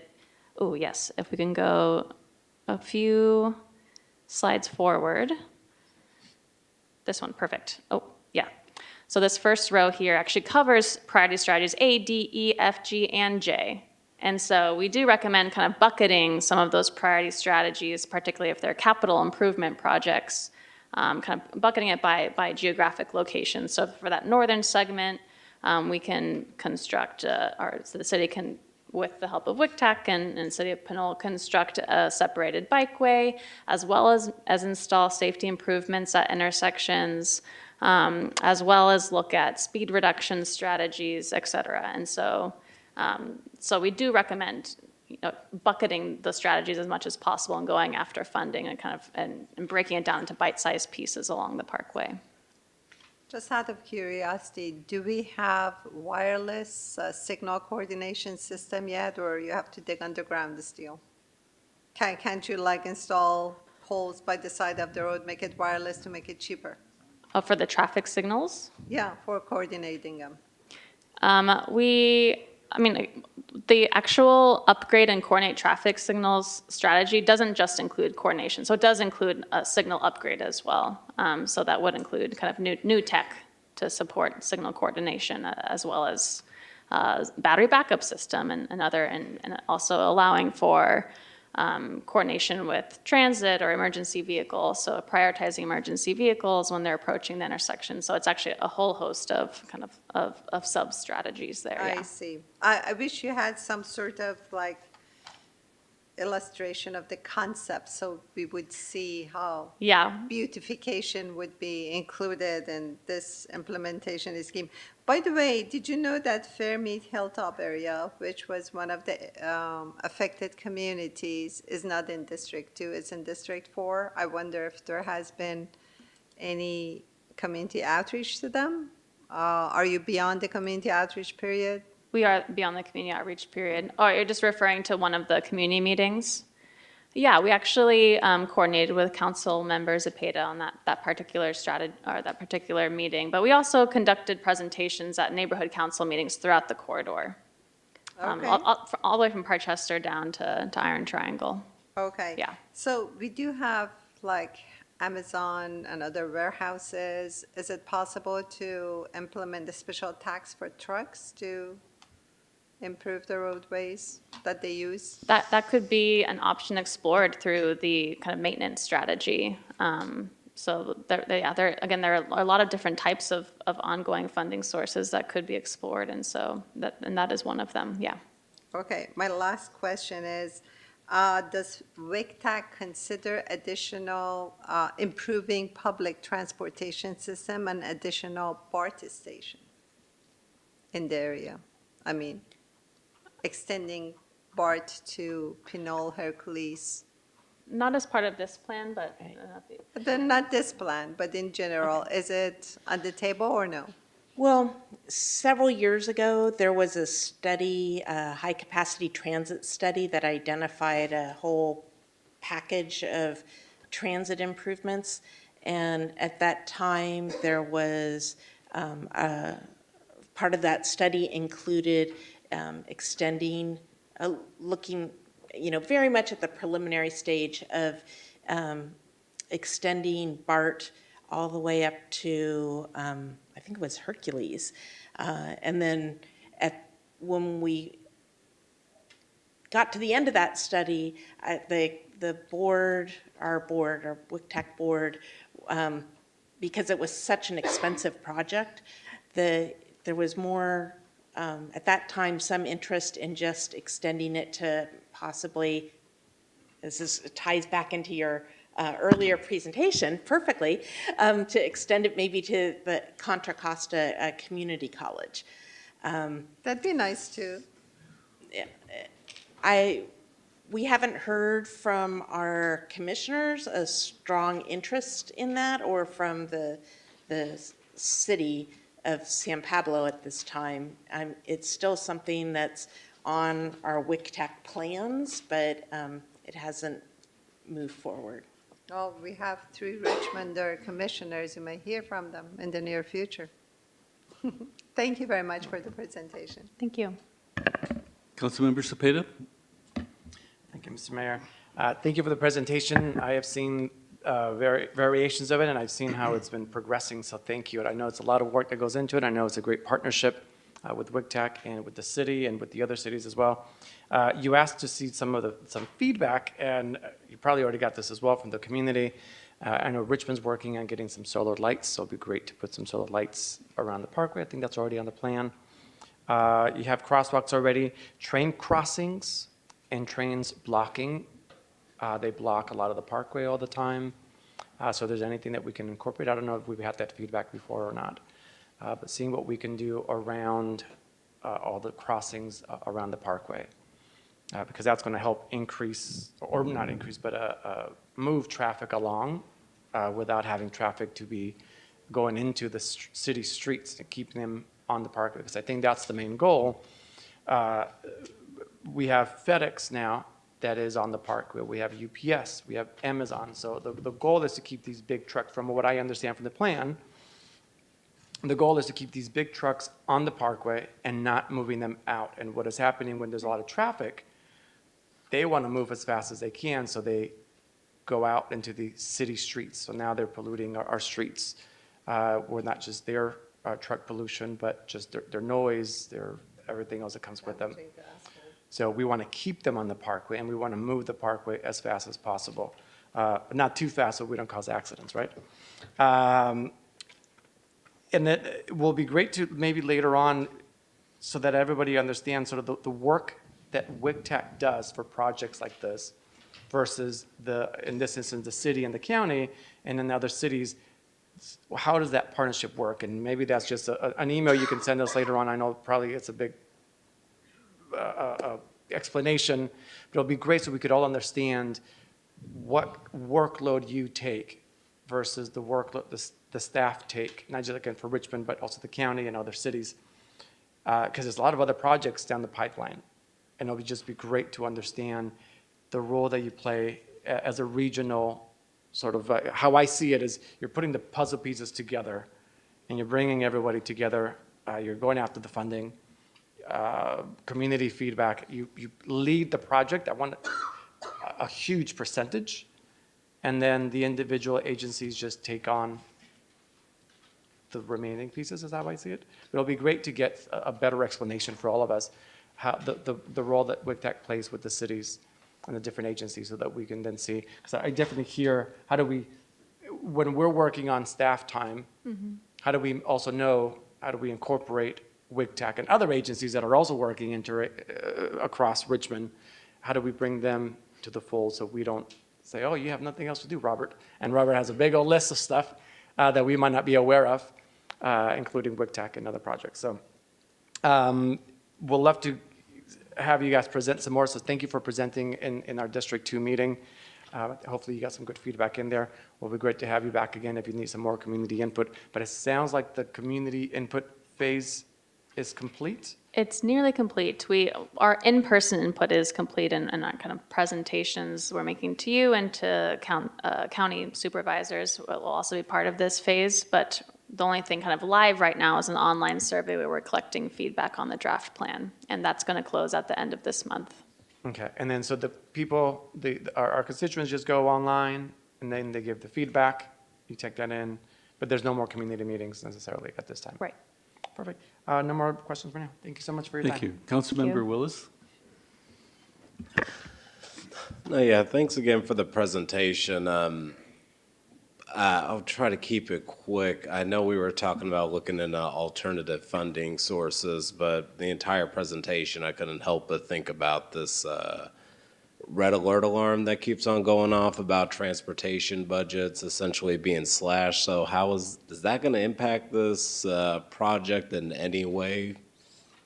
Can you say a little bit more about the alerts that you're referring to? Just Could I it be might be transit? off topic here, but there's been this ongoing contradiction I've been seeing over the years as we're trying to improve our transportation corridors, also get people out of cars and actually onto bikes, but at the same time, transportation services are being cut, and there's a lot of, I know I've been working in a couple of cities where they're even losing like stations that are for accessible for transportation, and some of that funding that was once there isn't going to be available because some of the cuts that are being made at the state level. So I'm just wondering if any of the cuts to state funding as it relates to transportation is going to impact the future of how this project gets implemented.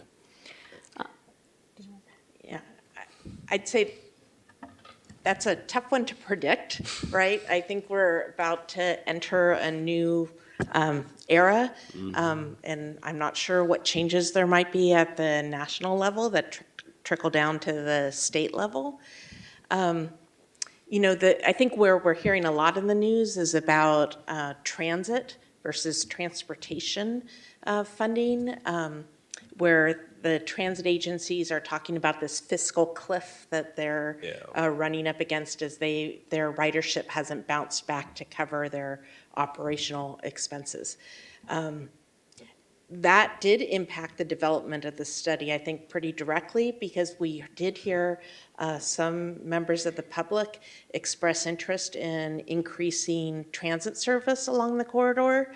And one of our partners or participants in this study is AC Transit. And, they're in the position right now where they're cutting service and weren't really open to seeing expansion of service at this time on the Parkway. The other, just thinking out in the future, the other change with transportation funding has to do with how it's collected. Right now, we pay at the pump, right? We pay gas taxes if you drive a vehicle, and then that money goes into the state coffers and then eventually trickles down back to the cities. But as we have more fuel-efficient vehicles, as we get more hybrids and electric vehicles, there's less gas purchased, which could be a good thing.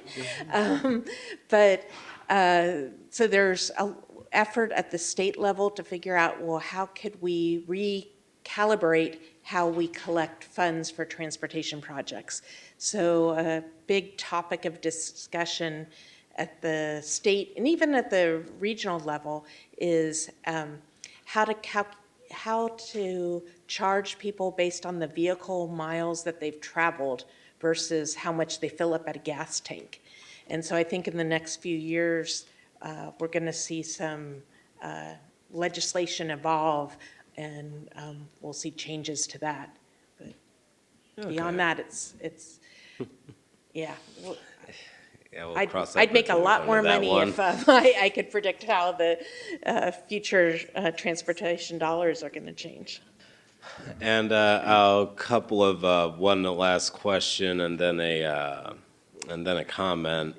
I know like one of the funding strategies that was mentioned was potentially looking in some sort of like working with the county to do some sort of tax initiative or something. The Enhanced Infrastructure Financing District, Yeah. EIFD.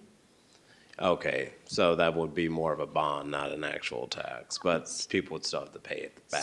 So for that particular strategy, that's paid for through tax increment financing. And so essentially where you're expecting to see property values increase, you're basically allocating a future portion of that property tax increase to an expenditure plan. So you're not increasing taxes, it's essentially just a reallocation of future dollars based on property values increasing.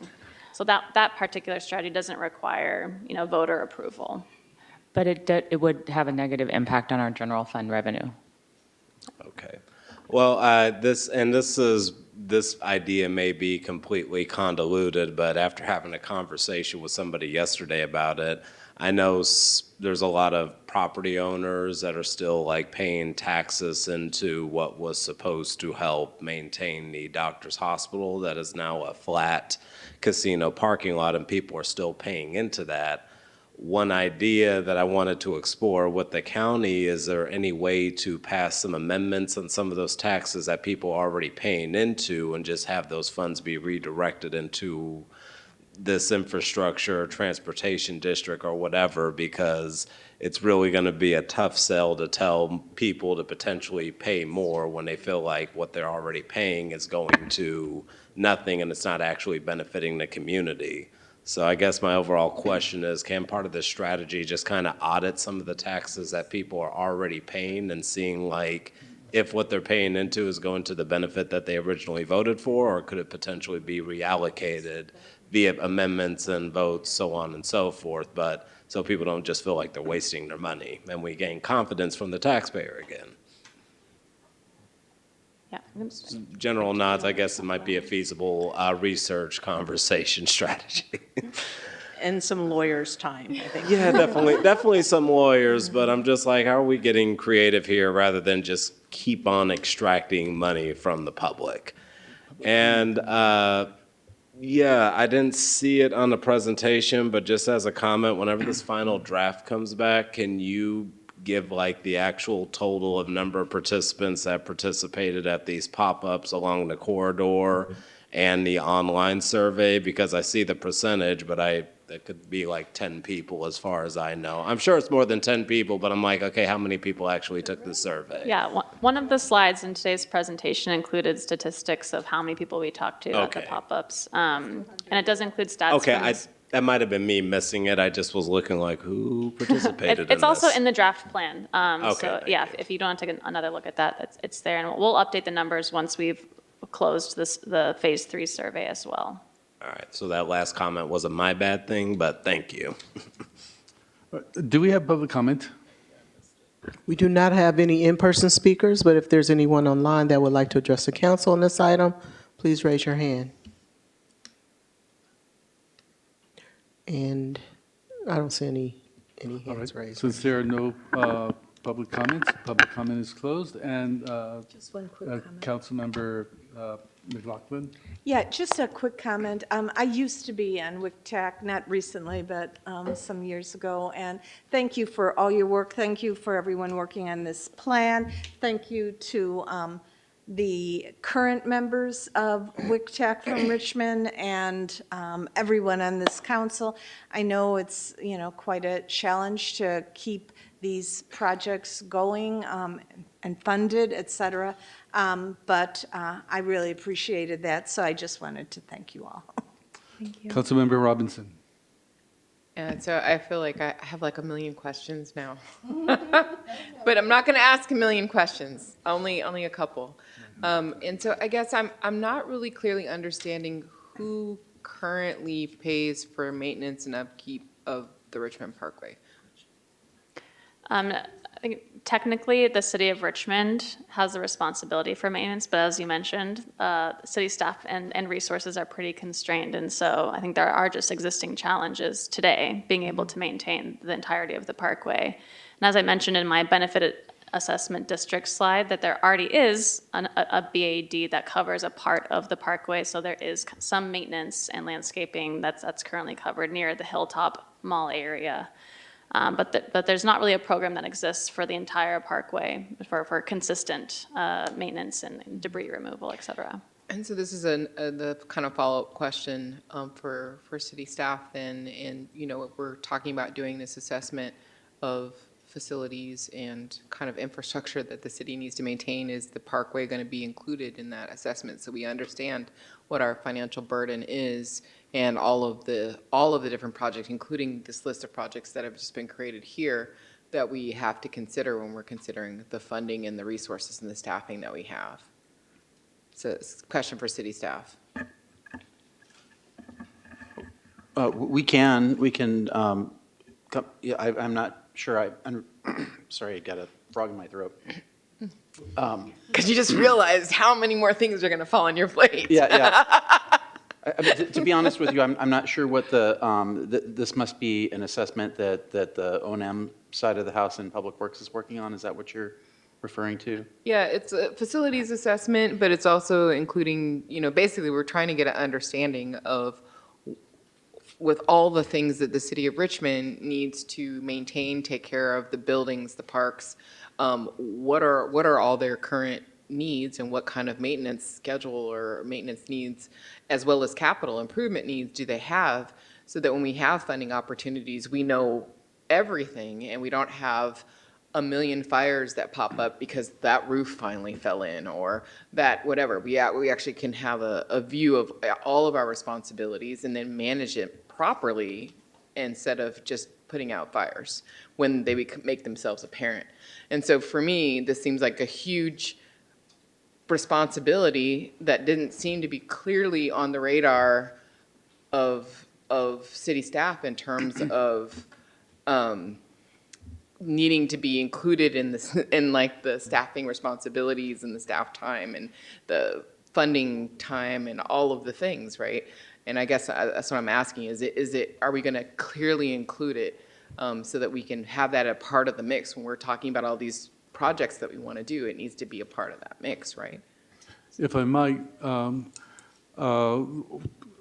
I'm understanding, Councilmember Robinson's question to be is what are our current liabilities, in particular to the Richmond Parkway, but also to all the other things.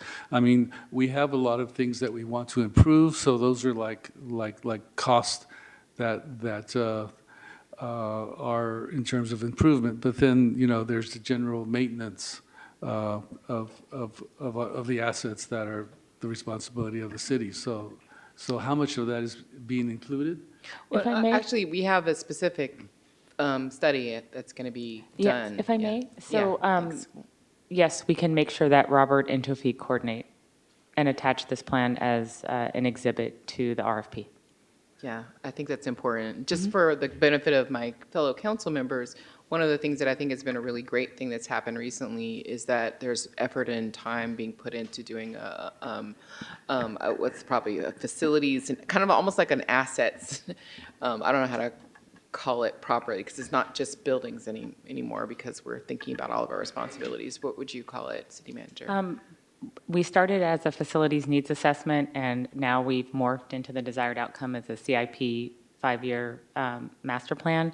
And we did recently receive a $250,000 grant from the Hellman Foundation that will help us start this work, starting with they're particularly supportive of parks.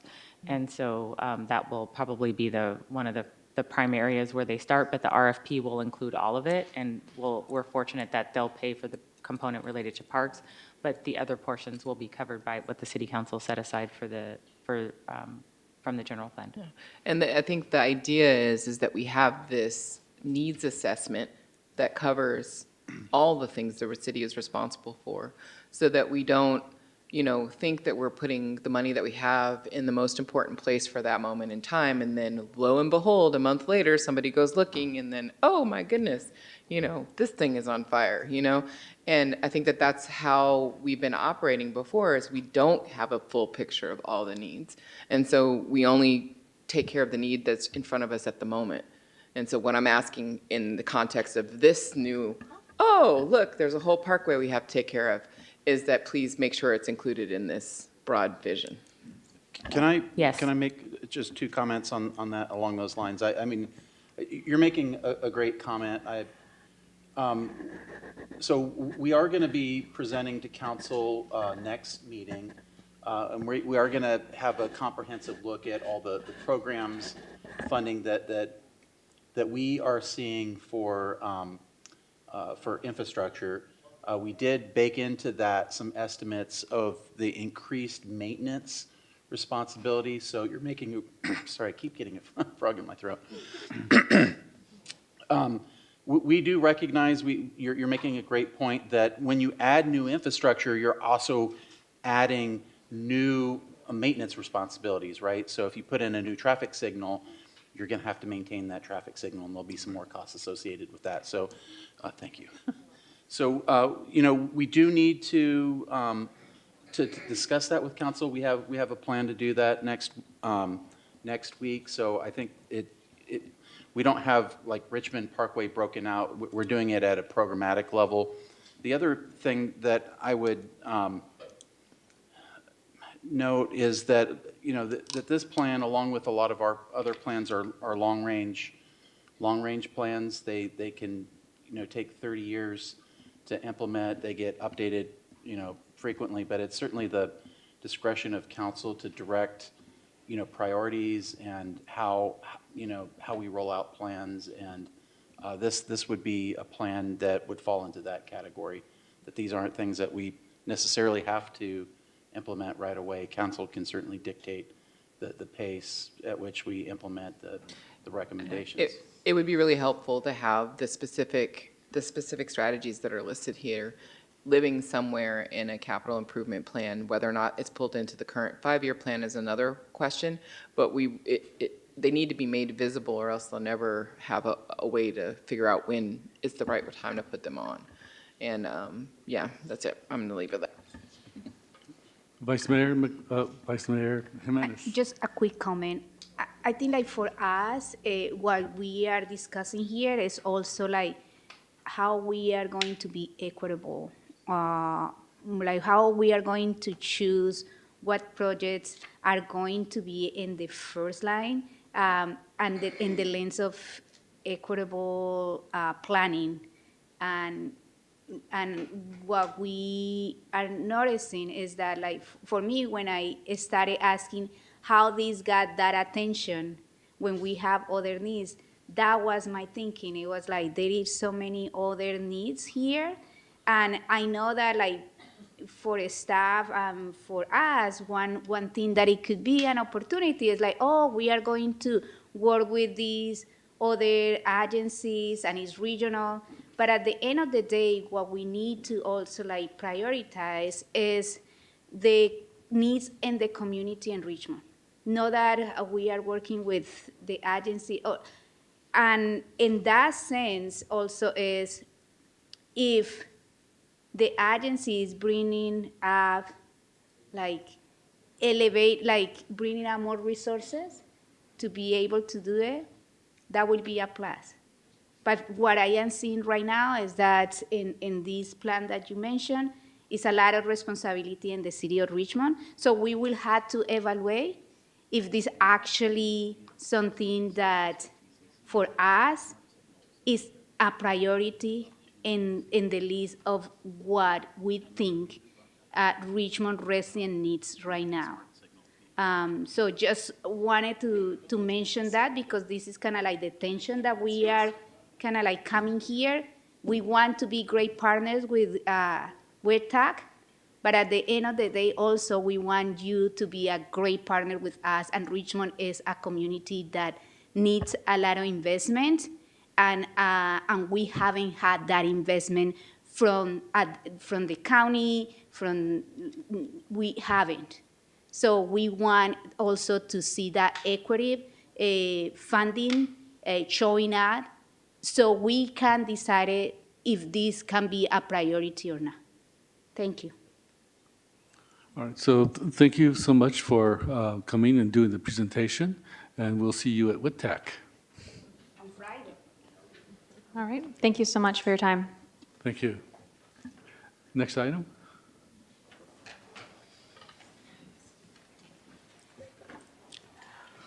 Our next item is item 03, is to receive a presentation of the Year 1 Annual Report for Richmond Rising Transformative Climate Communities Implementation Grant.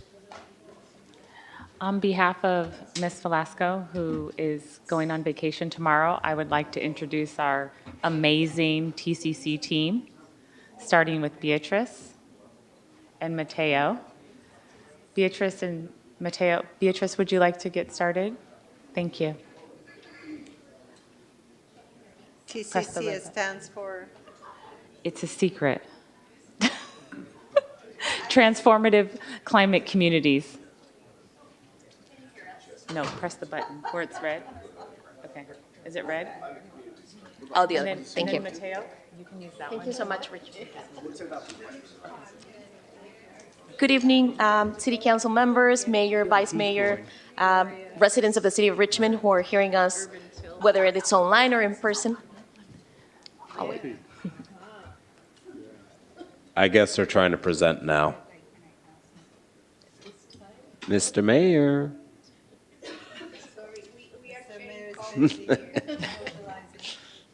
They're trying to stay awake. So on behalf of Director Velasco, I would like to introduce Beatrice and our other team members here this evening. So Beatrice, can you please do the honor of introducing our esteemed team members and the great team that's doing amazing transformational work in the Iron Triangle? Absolutely, Shasa. Thank you so much. Good evening, City Council members. Good evening, Mayor, Vice Mayor, residents who are joining us still at this time, and for the ones who would be watching the recording afterwards. We're very happy to be here. My name is Beatriz Guerrero, and I am the TCC Transformative Climate Communities Project Coordinator, and I will let our partners and my coworker introduce themselves, because I want to acknowledge that there's other 4 organizations who are joining us today and 7 project leads who are waiting to tell you a little bit about their projects. And we invited all of them because we wanted them to be present, because they do this work as part of the Transformative Climates Community Grant that we're part of, and Richmond Rising Initiative. So I am, if we have the presentation, if we can share it, please. I want to start with the agenda so you know what we're presenting. We're going to try to be comprehensive but also fast, because we are aware of the time, but we want to share with you all the information. Well, before they continue with the presentation, I'm going to let you know what we're going to talk about. So first of all, we want to do the introduction of Richmond Rising for those who are not aware of what this initiative is about. Second, we want to tell you a little bit about the project updates, and that's why we invited our partners to join, in case you have very specific questions about each of the projects and about the projects and plans that the city is implementing. We also are going to do a quick budget spending review, and we want to share with you how much money has been spent on each of the projects, and in general the percentage that has been used by each of the projects that we are currently collaborating on with the rest of the partners. We also have highlights and lessons from year 1, and we also have a call to action for the community members and residents that are hearing us today, because a really important part of this project is the community engagement that we are doing within the neighborhoods that this project area has, which is Iron Triangle, Santa Fe, and Coronado neighborhoods mainly. So I'm going to go ahead and do a quick intro while the presentation gets set up. I just want to let you know what guided us to be able to receive this grant. And one of the things that I want to say is that the City of Richmond has a long history of investment in health and climate change, and this actually got us to be able to get the Transformative Climate Communities Grant. I want to mention some of the Richmond health and climate initiatives that we had in the past that are actually included as part of the project application that we did together with our partners, but that also guided us to where we are at today. So first, in 2012, we have the Richmond Health Equity Partnership, the General Plan 2030 that included the community health and wellness element, one of the first in the state of California. So this was an important step for us to get to where we are. We also had in 2015 the Health in All Policies Ordinance. As you probably will realize once we present the projects, this is a very comprehensive strategy that is focused on census tracts or areas of the city that are the most vulnerable and through Columbine screen considered the most disadvantaged. Then we have also the Climate Action Plan that was published in 2016, the Climate Smart Cities Richmond, the Urban Greening Master Plan in 2017, which is also included in the work that is being done. In 2017, the design of the vision plan of the Richmond Wellness Trail, which is actually one of the projects that you will see in its phase 2. The Richmond Resilience Roadmap that was finished in 2019. The Richmond Wellness Trail Phase 1 that was completed in 2022, and then the application and of the TCC Climate Communities, Transformative Climate Communities Richmond Rising Implementation Grant, and the SGC's Community Resilience Center that came afterwards this year in 2024. So these are some of the initiatives that actually have provided us this collaborative work with partners and that got us to receive this grant. So I know they're still struggling with the presentation, so I don't think we need the slides to tell you what I'm telling you right now. But the Transformative Climate Communities program is provided the City of Richmond through the Strategic Growth Council, $35 million. They were awarded to the city in October 2022 to fund very specific projects and programs and transformative plans to provide us with environmental, health, and economic benefits in 3 specific neighborhoods: Iron Triangle, Santa Fe, and Coronado. And as I mentioned before, the reason that these were the census tracts and the neighborhoods that we selected was because the grant required to be focused on disadvantaged communities based on the criteria of Cal and Virus Screen. So these three neighborhoods were the ones that we could apply, plus the area that you will see in the maps as soon as we get the presentation on, where the port is included, and the reason was connectivity in between the BART station and the ferry station. So impacts of these programs will be evaluated by the UC Berkeley Center for Global Healthy Cities, who is actually a partner of this grant, but also our evaluator.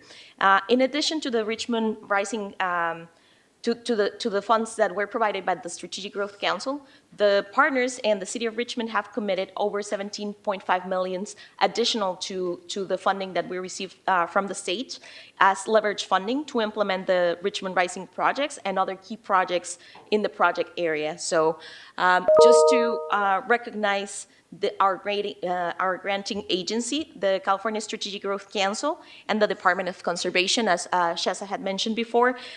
They are the ones who are administering the partnership with the California Department of Conservation and the funds that are provided to communities to fund development and infrastructure projects that achieve major environmental, health, and economic communities. So this is the main information that we have about the grant. And now I want to focus specifically on funding allocation.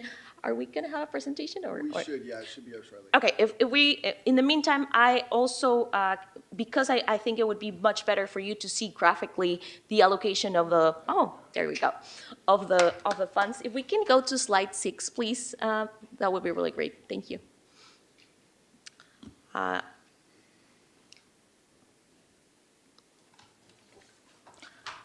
We want to talk a little bit about the total funding allocation, so how this 35 millions are allocated in between the different projects. And KCRT, can we go to slide 6, please? thanks, Matthias. Just for you to know, 36% of the budget of this grant is allocated to active transportation. Connected to the previous presentation, this is mostly related to projects that are focused on bike and pedestrian infrastructure. So that 36% includes projects like the e-bike share system that the city is implementing, the e-bike lending library that is in the process of design, the Richmond Wellness Trail that is on phase 2, also in the process of design, and the Neighborhood Complete Streets project that the city is also working on. We have other 25% of this grant focused on resilient homes and landscape. This is Basins of Relations project and Resilient Homes, these 2 projects implemented by partners, Grid Alternatives and Urban Tilth. And we have 18% of the budget allocated in health and well-being. This includes the projects from Bosque del Barrio, implemented by Grand Road Richmond, ADA Accessible Garden, now named Universally Accessible Garden, implemented through Urban Tilth, as well as Orchard for All and VGRX. And then last but not least, transformative plans that were required by the state for us to put in addition to the projects that are described in the next slides, where we are implementing a community engagement plan, a displacement avoidance plan for the specific neighborhoods that we're working on, a workforce development and economic opportunity plan, and an indicator tracking plan, as well as the grantee, which is basically the team that you are seeing right here, Matthias and myself, who are working on keeping on track all the projects that are included in the TCC and Richmond Rising initiative. If we can go to the next slide, please. Just for context, I know the majority of staff and council might know where's the Richmond Rising project area, but for people who are hearing it for the first time, it's, as I mentioned before, Iron Triangle, Santa Fe, and Coronado, plus another area that connects these neighborhoods and a piece of the BART station and bus stops next to the BART station that connects this three neighborhoods with the ferry station. So if we can go to the next slide, please. I want to highlight the Richmond Rising partners that are participating in this initiative.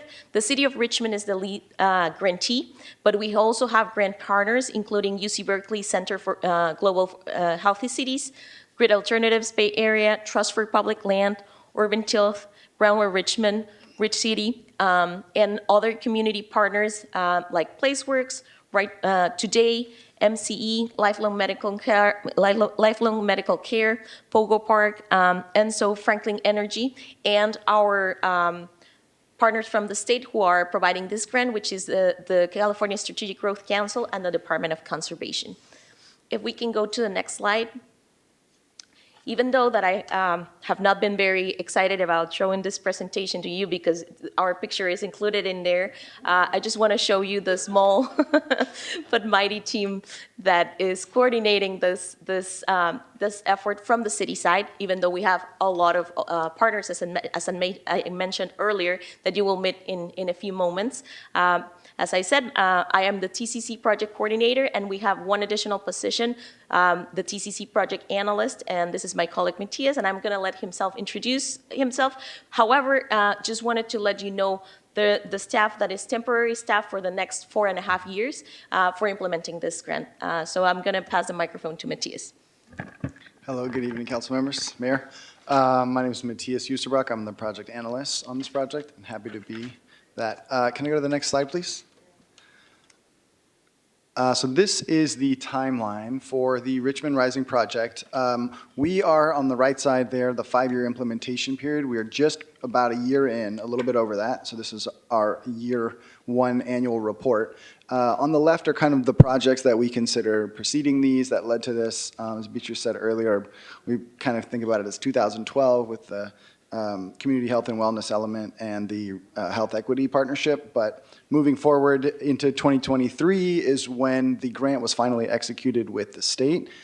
Beatrice was hired in November of 2023, and I was hired in January of 2024.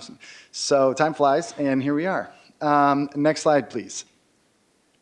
So these are just some of the expected quantitative outcomes for this project. I'll go through these, and there's many more. Some of those will be discussed in the following project and plan statuses. But you can see we are planning on 857 kilowatts of solar panels, 120 low-income households receiving water efficiency installations, 250 households receiving both the photovoltaic systems as well as energy efficiency upgrades, 1,000 trees planted in residential and non-residential properties throughout the city, over 200 vegetable box prescriptions distributed every week for all 4 years, 2,000 trees given away to local residents, which includes fruit trees and training for how to take care of those fruit trees. 5 new electric bike share access points, of which we've almost doubled already, and we are thinking about more. 120 donated e-bikes available for the community, and 2 miles of protected cycle tracks and shared pedestrian routes.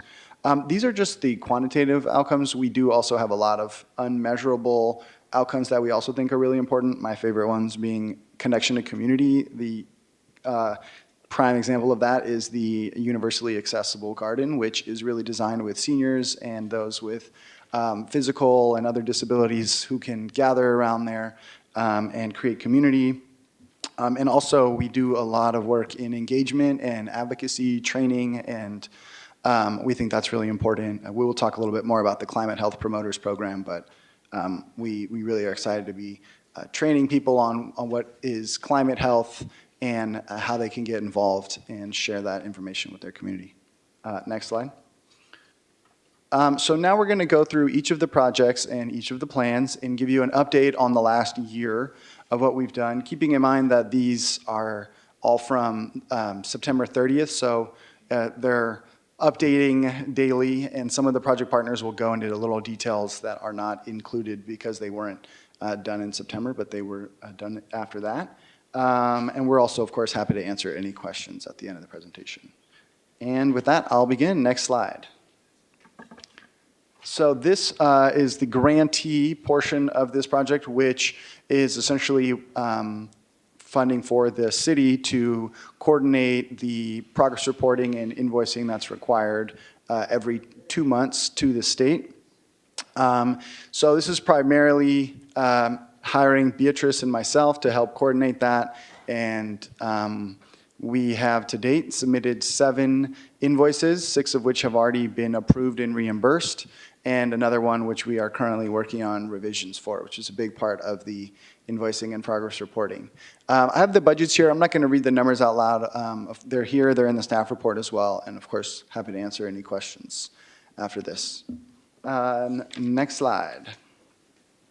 The Neighborhood Complete Streets is, the project lead is the Public Works Department of the City of Richmond.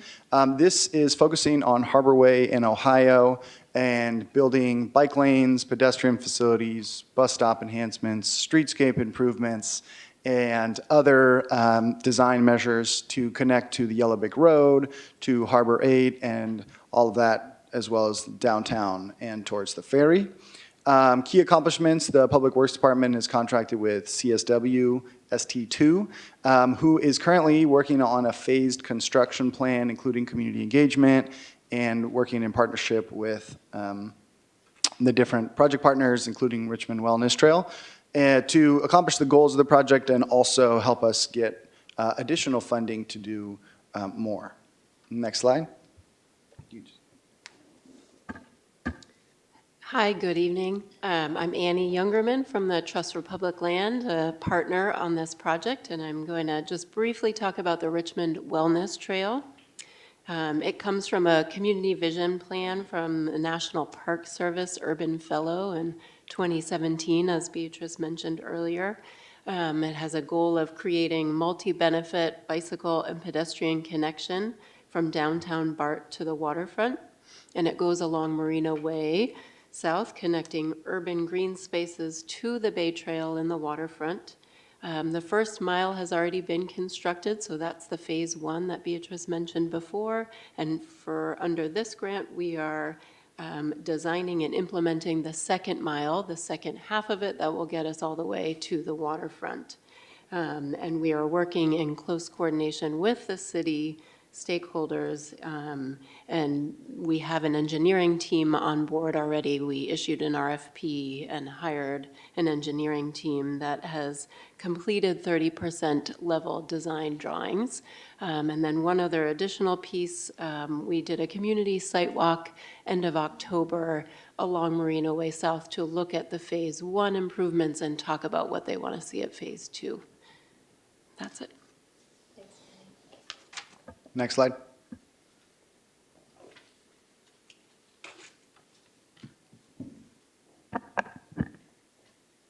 Hi, everyone. My name is Mayeli Rico. I'm here representing Rich City Rides. We're one of the partners in this grant. Our project consists of construction of an e-bike lending library at Unity Park.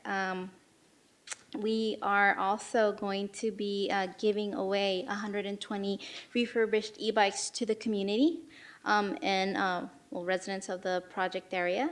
We're going to be teaching courses in safety, e-bike, bicycle maintenance and repair, and as well as community engagement. We're also going to be building an ADA restroom in our building to benefit the other partners while they're operating their programs. Next slide.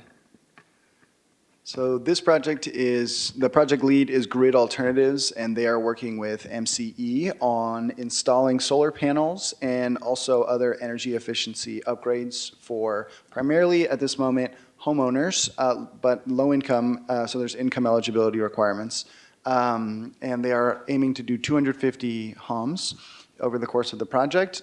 To date, they have a pipeline of 41 homes, 7 of which have been completed, and they're also exploring and implementing solar battery at some of these. So currently they have 3 clients but within the project area through TCC with solar battery, but they are looking to expand that program as well. Very important. Can I add Yeah, of course. In relationship to this project, one of the things that we are exploring is to identify how we can get additional funding. One of the things that we did not know when this application went through was that a lot of the housing stock in Richmond is very old, and we're having a lot of re-roofing issues to be able to install solar panels. So part of the budget has been modified by the Strategic Growth Council. Their guidelines have been modified so we can use budget to adjust roofs, but we're also identifying that this project might have additional needs just because of we're working with some of the most disadvantaged communities, so we're still working on that, but just wanted to highlight it since they're not here today to provide this information to you. Okay, thank you. Next slide.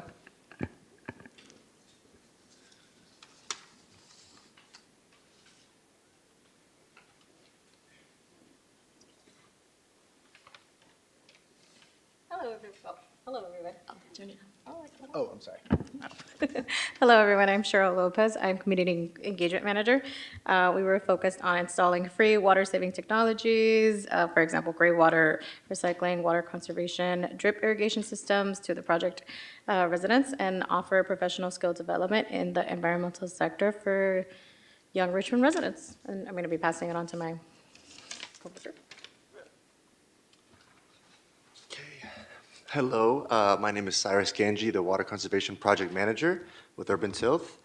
And some key accomplishments that we have recently have is hiring myself as well as Cheryl, along with our water conservation apprentices who work with us for a 15-week training program. And we have also, throughout this year, installed 14 water conservation systems free of charge for homeowners that are expected to save around 127,000 gallons of water annually.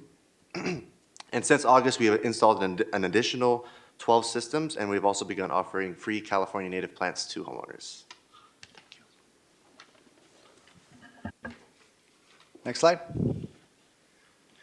So this project is Bosque del Barrio, and this is with Groundwork Richmond as the project lead, and we'll plant 1,000 drought-tolerant, resistant native trees per the Urban Greening Master Plan in public and private properties in the project area, including care and maintenance, as well as training for residents on how to do their own care and maintenance. Some accomplishments to date: they've planted 78 trees in residential properties, so that's essentially adopt a tree where the homeowner or renter agreed to support the tree at the initial phases of growth. And they've also done regular canvassing throughout the project area, and there's now beginning coordination with city staff to identify appropriate non-residential locations as well as ongoing maintenance for those trees. Next slide. This is the ADA accessible garden, formerly known as such, and now known as the Universally Accessible Garden. This is project lead is Urban Tilth, and this will be in Unity Park, immediately across the path from the e-bike lending library. And it will create an edible, pollinator-friendly garden in the park that is accessible to seniors and those with physical and developmental disabilities. Designs like large pathways, but also raised planters so that wheelchairs can go underneath, and also focusing on tactile plantings so that visually impaired people can also enjoy the plants, and will be staffed throughout the week to build community and have programming year-round. So they, in order to design the garden, they had a number of community workshops over the last year with anticipated garden users in partnership with senior centers and others. They presented at multiple study sessions of the city's design review board and were recently approved, and are now working on the next steps of permit approval with construction to begin next year. Next slide. Hi, everyone. I'm Lisa Vera, Orchard for All Gleaning Coordinator. Can we get the slide back up? And next slide. Oh, sorry, that was the right one. Thank you. Back one slide. Again, I'm Lisette Vera with Orchard for All. I'm the gleaning coordinator. My team member, Bruno, wasn't able to join us today, but big shout out to him. We provide 2,000 trees, or our project goal is to provide 2,000 fruit trees to project residents and create employment and training programs to teach young residents, Richmond residents, how to properly plant and care for fruit trees. Any excess fruit from these trees will be donated to Urban Tilt's free food distribution program. So some of our key accomplishments today, we have actually distributed 400 trees to residents of the project area and completed a 6-week paid apprentice program with 4 of the apprentices this year, and then in the spring, winter, we will be having another 4 apprentices to complete our 8.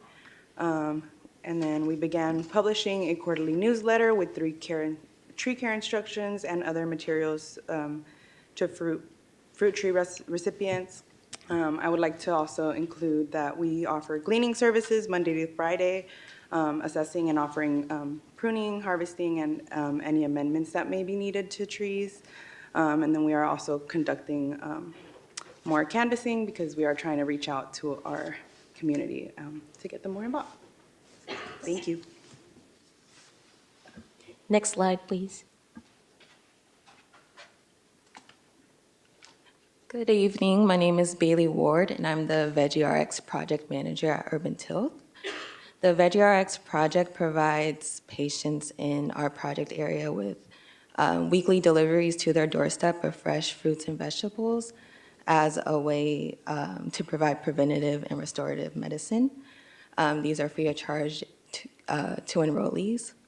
And then we also train local residents on conducting workshops in their community on climate, diet, and how it relates to human health impacts. And this is done in collaboration with Lifelong Medical Center. Some key accomplishments, we've distributed over 2,700 bags of produce to residents in the project area. We've also graduated 2 cohorts of our climate health promoters training. The last cohort graduated this past Saturday. We did 1 English training and 1 Spanish training. And also we've been facilitating workshops and healthy eating groups with Lifelong Medical Center in the project area. Next slide. Hi, everyone. Satma Beruman here, Community Manager for the City of Richmond's Electric Bike Share Program. We are here to install and maintain e-bike hubs serviced by Charleston Mobility in the project areas, as well as for the City of Richmond. We're here to provide affordable, accessible, and sustainable transportation options for our residents. Our project status consists of 8 installed bike hubs within the project areas, and that includes 14 total hubs within the City of Richmond. We are awaiting permits on 2 extra hubs. Hopefully we can get that by the end of this year.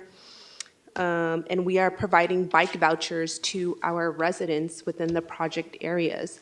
Our $80 and $100 vouchers are the most popular. Thank you. Can we have the next slide, please? So I'm going to talk a little bit about the plans that the city is implementing, and I'm going to ask Gabby to join me from Bridge City Rights. So the community engagement plan is basically just connecting the community with the resources that we're providing through all these programs, plus hosting a collaborative stakeholder committee meeting, which includes all the partners plus community members from the neighborhoods that we are working with, and also facilitating the Youth Fellows Program in partnership with Rich City Rights. The Collaborative Stakeholder Committees, also known as CSC, includes 6 community members who live, work, or learn in the project area. Our accomplishments up to date is engage almost 10,000 residents through in-person events, emails, letters, newsletters. We hosted 10 collaborative stakeholder committee meetings. Every time they're more popular, we're having up to 40-something or 50 people in our meetings that are people who are coming to hear about the projects and gathering with us to participate in the questions and follow up of the projects. We also adopted the bylaws of this committee, appointed 5 community members, as I mentioned before. We attended 19 community events for program outreach. We want to participate and collaborate with other organizations that are hosting events. And last but not least important, Rich City Rights hired a Youth Fellows Program Manager, and I'm happy to have her next to me to talk about that project. Hello, everyone. My name is Gabriela Zacarias, and I'm with Rich City. I got hired back in mid-July, and for the past 4 months since my hiring, I have drafted all of the documents necessary to onboard and hire the youth fellows. In addition, I have drafted all 4 modules and the 3 trainings that are required for the youth fellows to receive at the start of the program. Currently, we're at the end phases of the feedback for all of the documents and all of the trainings that have been submitted. So again, that's currently in the feedback phases.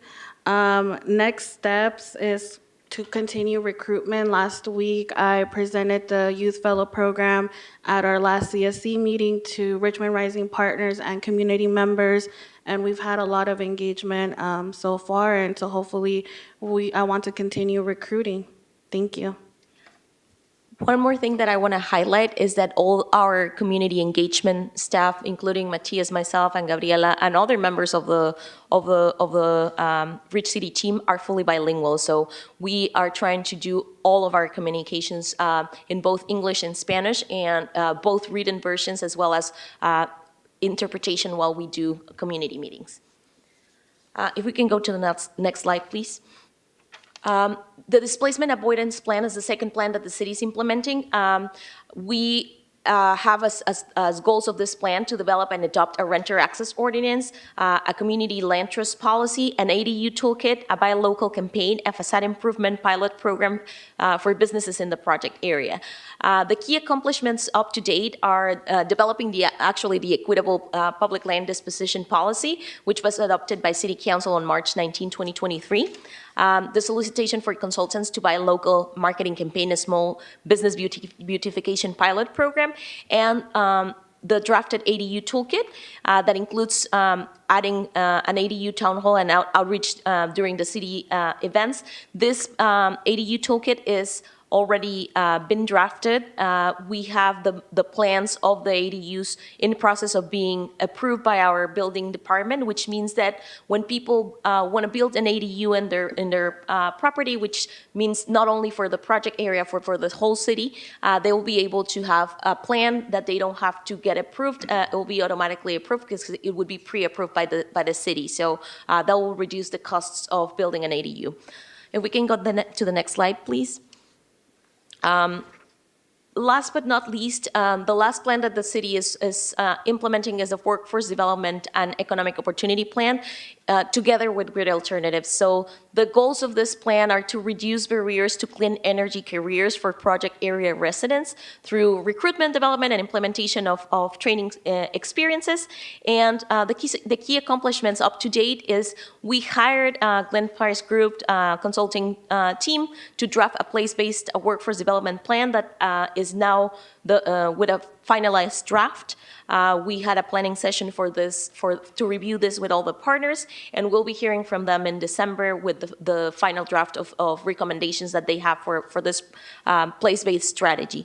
And the Richmond Build team has reserved 5 spaces of 2024 cohorts for the project area residents, and Grid Alternatives has hired a solar workforce development coordinator.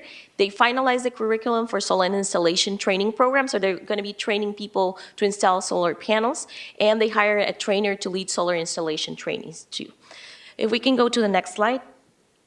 This is the last project that we need to update you on, and this is the indicator tracking plan from the UC Berkeley Center for Global Healthy Cities. The goal of this plan is to document all the outcomes and learnings of grant implementation.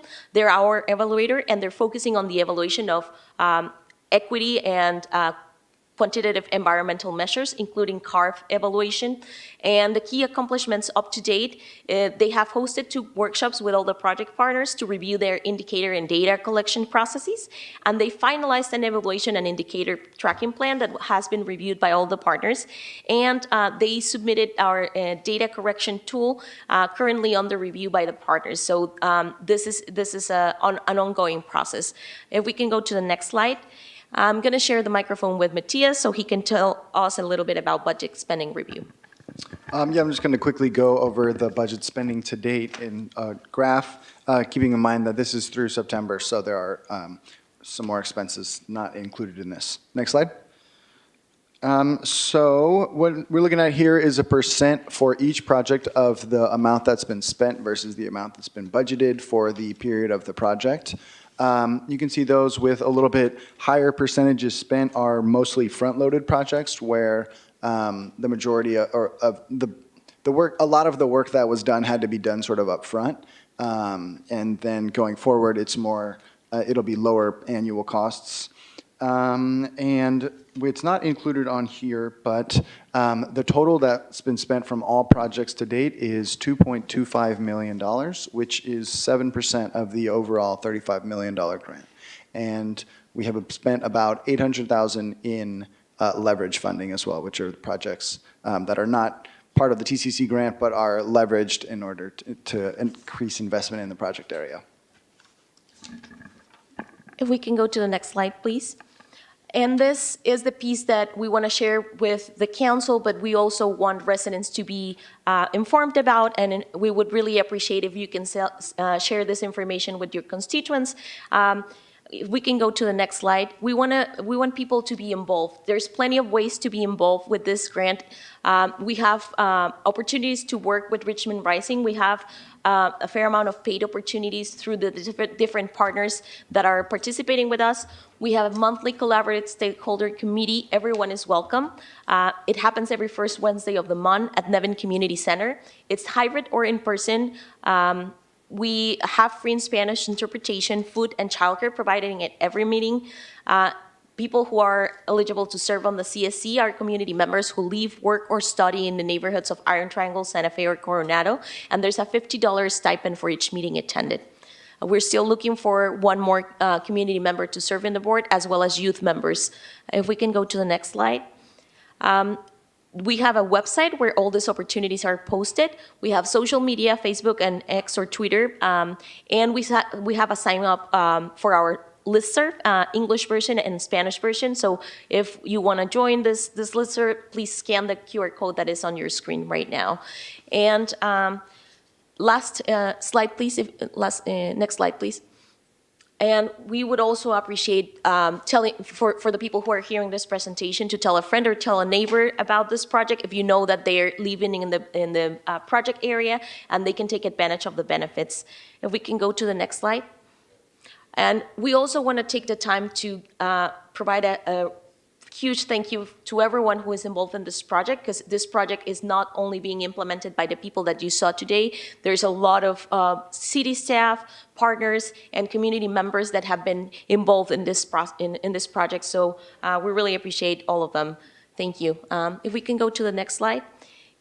This is the end of our presentation, and we're here for your questions or feedback, and happy to respond to anything that you have in mind. Thank you. Thank you so much. This is great.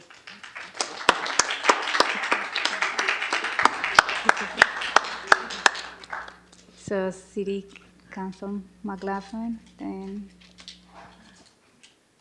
Thank you so much. Very exciting work. I have a few questions just to get some clarity and just maybe some ideas that may be something that will come in the future.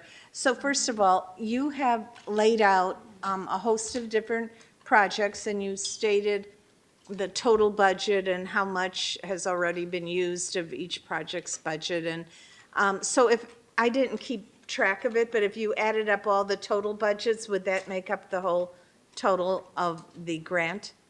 Okay. That is correct. What we have spent up to date, it's the amount that Matthias mentioned, 2.25 million out of $35 million have been spent.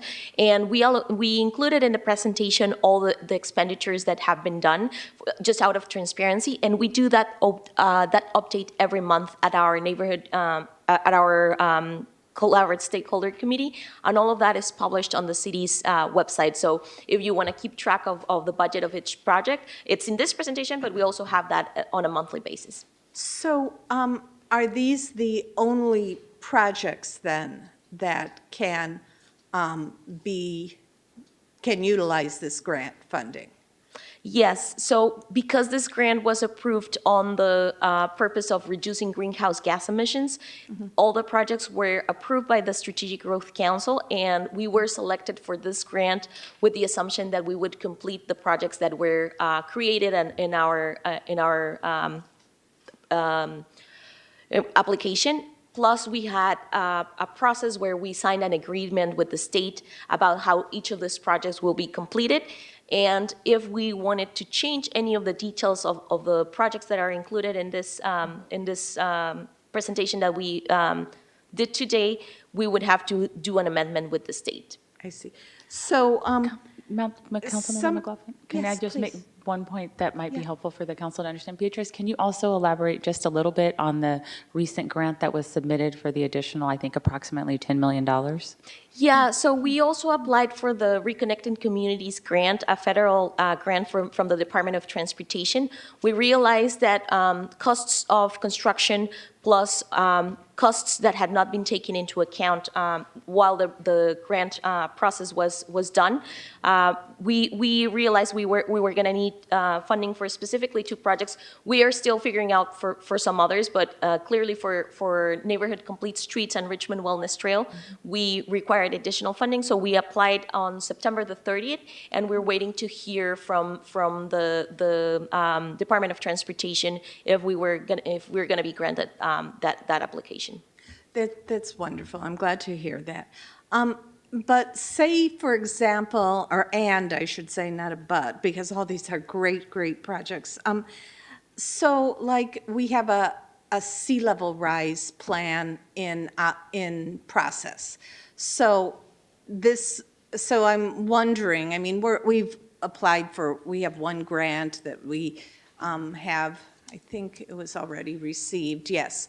And so, of course, more grants could be applied for directly for that. But so something like, I mean, that obviously, sea level rises obviously has a direct nexus with the climate crisis. But so it would have to fit in not only with some of the big categories like health and whatever but it would have to fit into one of these central projects, and I didn't see anything about sea level rise. So would that mean that there would be no availability of this funding for that plan and implementation of it? I don't believe so because we did not include it in the application, but more importantly, it's because I don't think it might add any points to say it in some way to our greenhouse gas emission reduction unless we can figure that out. I see what you're saying. It's not only having to have a nexus with the climate crisis, but it has to actually reduce greenhouse gas Yeah, that's emissions. the purpose of the specific grant, but that doesn't mean we're not coordinating with other, we both Matthias and myself work for the Community Development Department, so we are in close contact with all the projects that are happening, and we are trying to share resources as well as grant opportunities that we receive from the state, definitely. Okay, well, thank you on that. Another question, and I think there is a nexus with this grant, and I think it actually has been discussed a little bit, the neighborhood scale home decarbonization project that the city has. And I saw the slide with I forget how many homes, low-income homes are getting solar and such. So I know that Samantha Carr and Yana Williamson have been very, very involved in that, and that another grant, a community change grant, was applied for. I don't think we've heard yet as to whether or not we've gotten that one. However, so would this project I mean, we want to really not only do this pilot project, but other neighborhoods as well to really decarbonize, all our neighborhoods. But is under the resilient homes section, I think Samantha may have said that there might be some connection with the TCC grant. So do you know so not the full budget has been used for the resilient homes, so that might be a project that could seek some funds from this grant under the resilient homes theme. Yeah, we're constantly collaborating with Samantha and the team that is working on this, plus with Grid Alternatives, because they are Right. also partners to this grant. So yeah, we're aware of that. We don't know yet the answer about that grant, but yes, we are Right, still right. coordinating. Yeah, part of the work that Matthias and myself do is not only coordinating with partners, but with city staff, and this not only applies to our environmental manager, but also to our engineering department. So we're in pretty constant contact with everyone so we can figure out what opportunities we can leverage. A big part of what you were saying is probably we cannot receive funding directly, but we can use our funds to leverage other grants. And we've been offering that to other partners, because sometimes they require 20% match, 50% match, and 35 millions can support other teams to get that into their projects. So we're trying to be collaborative in that sense too. Great, great. And MCE, I see, is a partner in the TCC, also a partner. They're going to be managing the the neighborhood scale home decarbonization project. So I can see a lot of networking and, interaction on various aspects of these wonderful projects. So thank you for your work. You're very welcome. Okay, before we continue with council questions, do we have any community comments?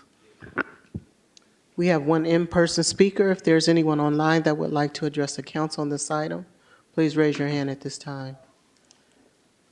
The speaker is Cordell Handler. Thank you. So good evening, Mayor Martinez, council.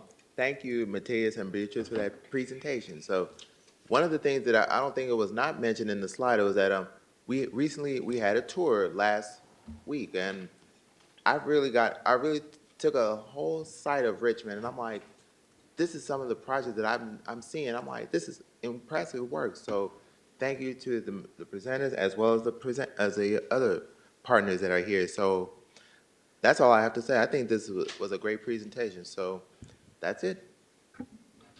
Thanks, Cordell. And there are no other speakers. Then public comment is closed. Councilmember Willis? Oh, I actually didn't have a comment, but great job. Y'all got through a lot of information very succinctly. It sounds very exciting. I guess while I have the mic, what kind of support are you looking for from the council in the future as this 5-year implementation plan goes forward? We really appreciate that question. I think this is year one, so we are setting we set all the agreements with the partners. We finalized hiring teams, as you probably heard with all the slides. We are we're starting all the projects, particularly construction, as I mentioned before, and some other projects that have costs that we were not aware of or costs that increased. We will definitely come back at some point. We have highlighted these projects already with our finance team, but I think once we figure out, for example, e-bike lending library is also another project that might need additional funding, as well as neighborhood complete streets and Richmond Wellness Trail. So we will come back with specific requests if there's needs that we need to address in terms of funding. But other than that, I don't know. Do you think there's anything else? Yeah, I would also add something that would be really useful is sharing with your networks these programs. A lot of these are so incredible that people may not trust that they're real. So it's really helpful to get the word out there, both so people know and so that they trust in these programs. That is very true, and particularly the solar panels. People are having a hard time believing that low-income housing households can actually get solar panels for free. So we've been really trying to share that strategy, talk to community members, but your support would be really helpful. Yeah.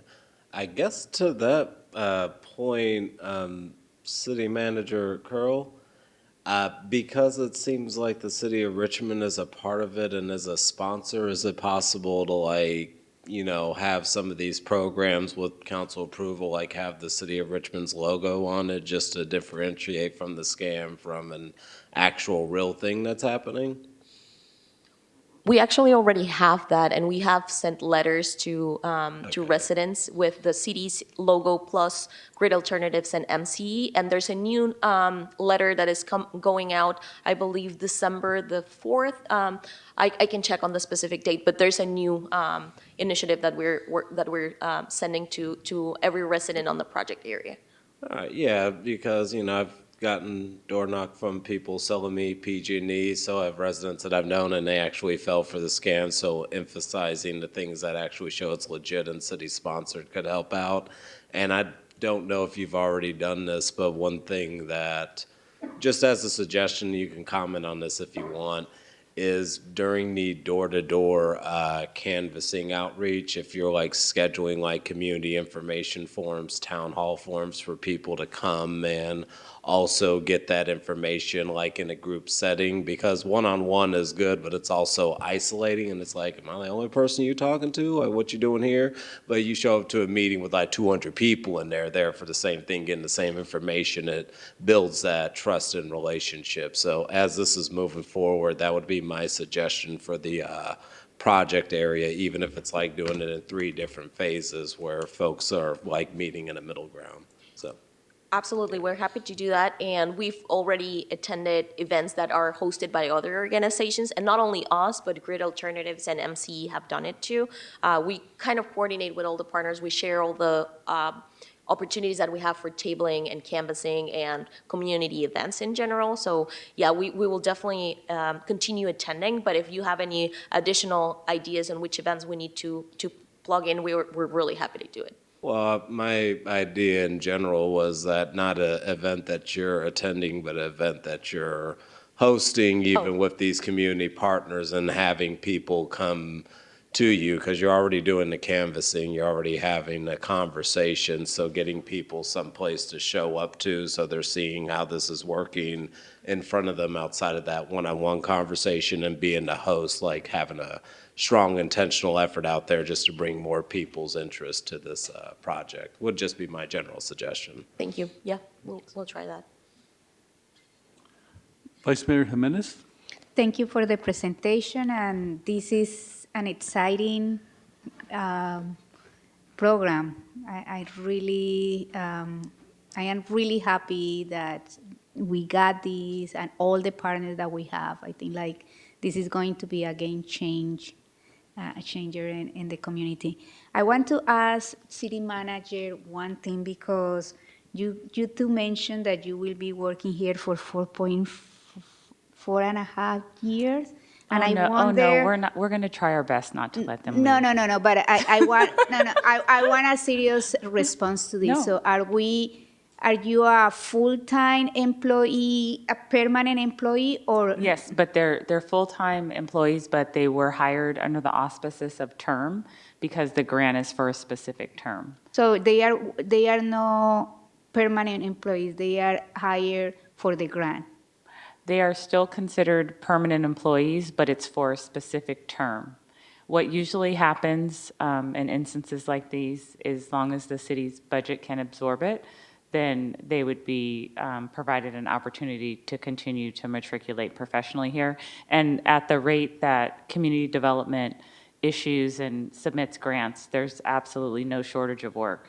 Yeah, no, and we need people like you guys that are really skilled and excited about this. I think that is the people that we want to hire and continue to keep. So I hope Beatrice that actually came to us initially as an intern. Okay. So the pipeline is there. Yeah. So we from UC Berkeley, from whose class? The health community class. Yeah. Mm-hmm. Yeah. So it's been. This is another example of how people start. I hope with that us you and figured then, out how to get them. Yeah, we had to get her to come back. And also continue after this grant is done. Okay. Thank you. I have other question. Like, what do you mean by neighborhood complete street? What is that definition for you guys? So when we talk about complete streets, we're talking about having space for the cars, obviously, but we are trying to enhance pedestrian and bike opportunities too in those streets. So we can talk about the specific details of the project.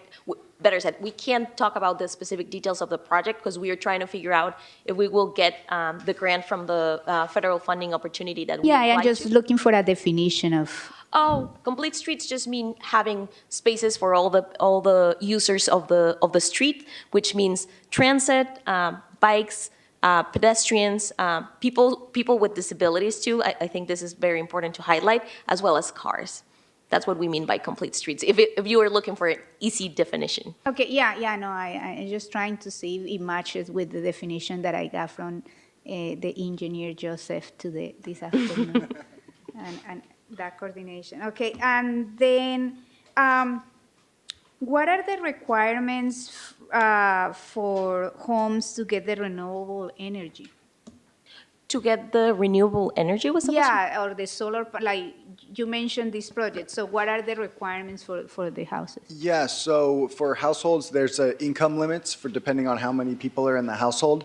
I'm happy to run all the numbers. I have them on my phone, but I know that just for a general idea, a household of 4 people, the income limit would be $120,000. Okay, and they need, like, because this is going to be in the homes, are this is just only for homeowners or landlords, or like how renters, for instance, will be impacted by? No, that's a great question, and we're really looking into that because we are trying to expand the program more.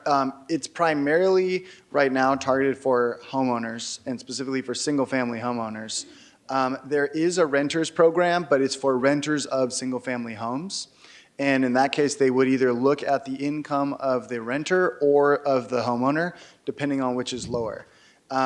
They're working on language and they're working in partnership with the state around sort of like anti-displacement and how that would look, such that it might say something like, will not raise rent for 5 years or something along those lines so that there's renter protections when the improvements happen. And they're also looking into multifamily property rentals. Right now, they don't have a real way to do that. It is kind of seen as a program that's supporting low-income individuals, as property owners, and so multifamily homes are not typically owned by low-income individuals. So they are working on that. They don't have clarity on that right now, but it is something that we get a lot of questions about from the community, and it's a great question because obviously there are a lot of renters here. There are, I would say Richmond does have, you might call it a surprisingly high amount of low-income homeowners. A lot of people who bought their homes a long time ago and may now be retired or on disability and et cetera, but definitely renters is something that Grid Alternatives is looking to expand services for. Okay, and my last question is, if they, like, I remember when, like, the city has the program of, like, solar panels for the homeowners, but if your house, like, is your roof, it needs a lot of work. The city used to have, and I don't know if it still has these loans, and depending on the bracket of income, you get a 0% interest or 1%, depending. Is this something like, if, like, for instance, like, if the requirements, if they fill the requirements, but there is the house needs some maintenance before you can install these, what happened? Yeah, I would just say in general, the condition of the house is a big issue right now. As Peter just brought up earlier, the housing stock is old, and a lot of the electrical panels aren't really built for sufficient energy that would come in from solar. There's also lead and asbestos, so everything is more expensive and challenging, and the roofs are often in low condition. So we are working to just get more money from the state for roof repairs. That's something that they're considering in their implementation of their Transformative Climate Communities program, because this comes up in other low-income communities as well. We are also looking into how we could help fund roof repairs. We were literally just talking about that today. So it's definitely a topic that's on mind. Right now, we're not focusing on loans just because there's already a lot of paperwork and we're experiencing trouble getting, or I don't want to say experiencing trouble, but we don't want to add additional burdens to the individuals who we want to enroll in the programs. And some of those programs that give loans, like there's a lot of complicated paperwork and liens on the house and things that make people feel pretty uncomfortable. So we were trying to find other ways to do that, but that's an active topic of conversation that we're working on. Okay, thank you so much. Yeah, thank you. Councilmember Bana? Thanks. Thank you for the presentation and thank you for the excellent work you're doing. I'm impressed by the level of community outreach, 10,000 people. How did you do it? The community organization. Sure, we can go. How do we do it? Well, we do a bunch. That's a big part of Beatrice and I's job, is engaging with people in the community. So I'll kind of list some of the ways, and Beatrice can add. I think we partner with existing events. So we've done Juneteenth, Cinco de Mayo, Earth Day, other kind of big annual and periodic city events. We also have our collaborative stakeholder meeting, which, as Beatrice has mentioned, is getting more and more people to come each meeting. We have a climate health promoters program, which works with community members, and a big part of their curriculum is working with other community members and kind of educating them. We have a listserv. We have a mailing that we have sent out, letting people know about the programs and different events that they can attend to learn more and get enrolled.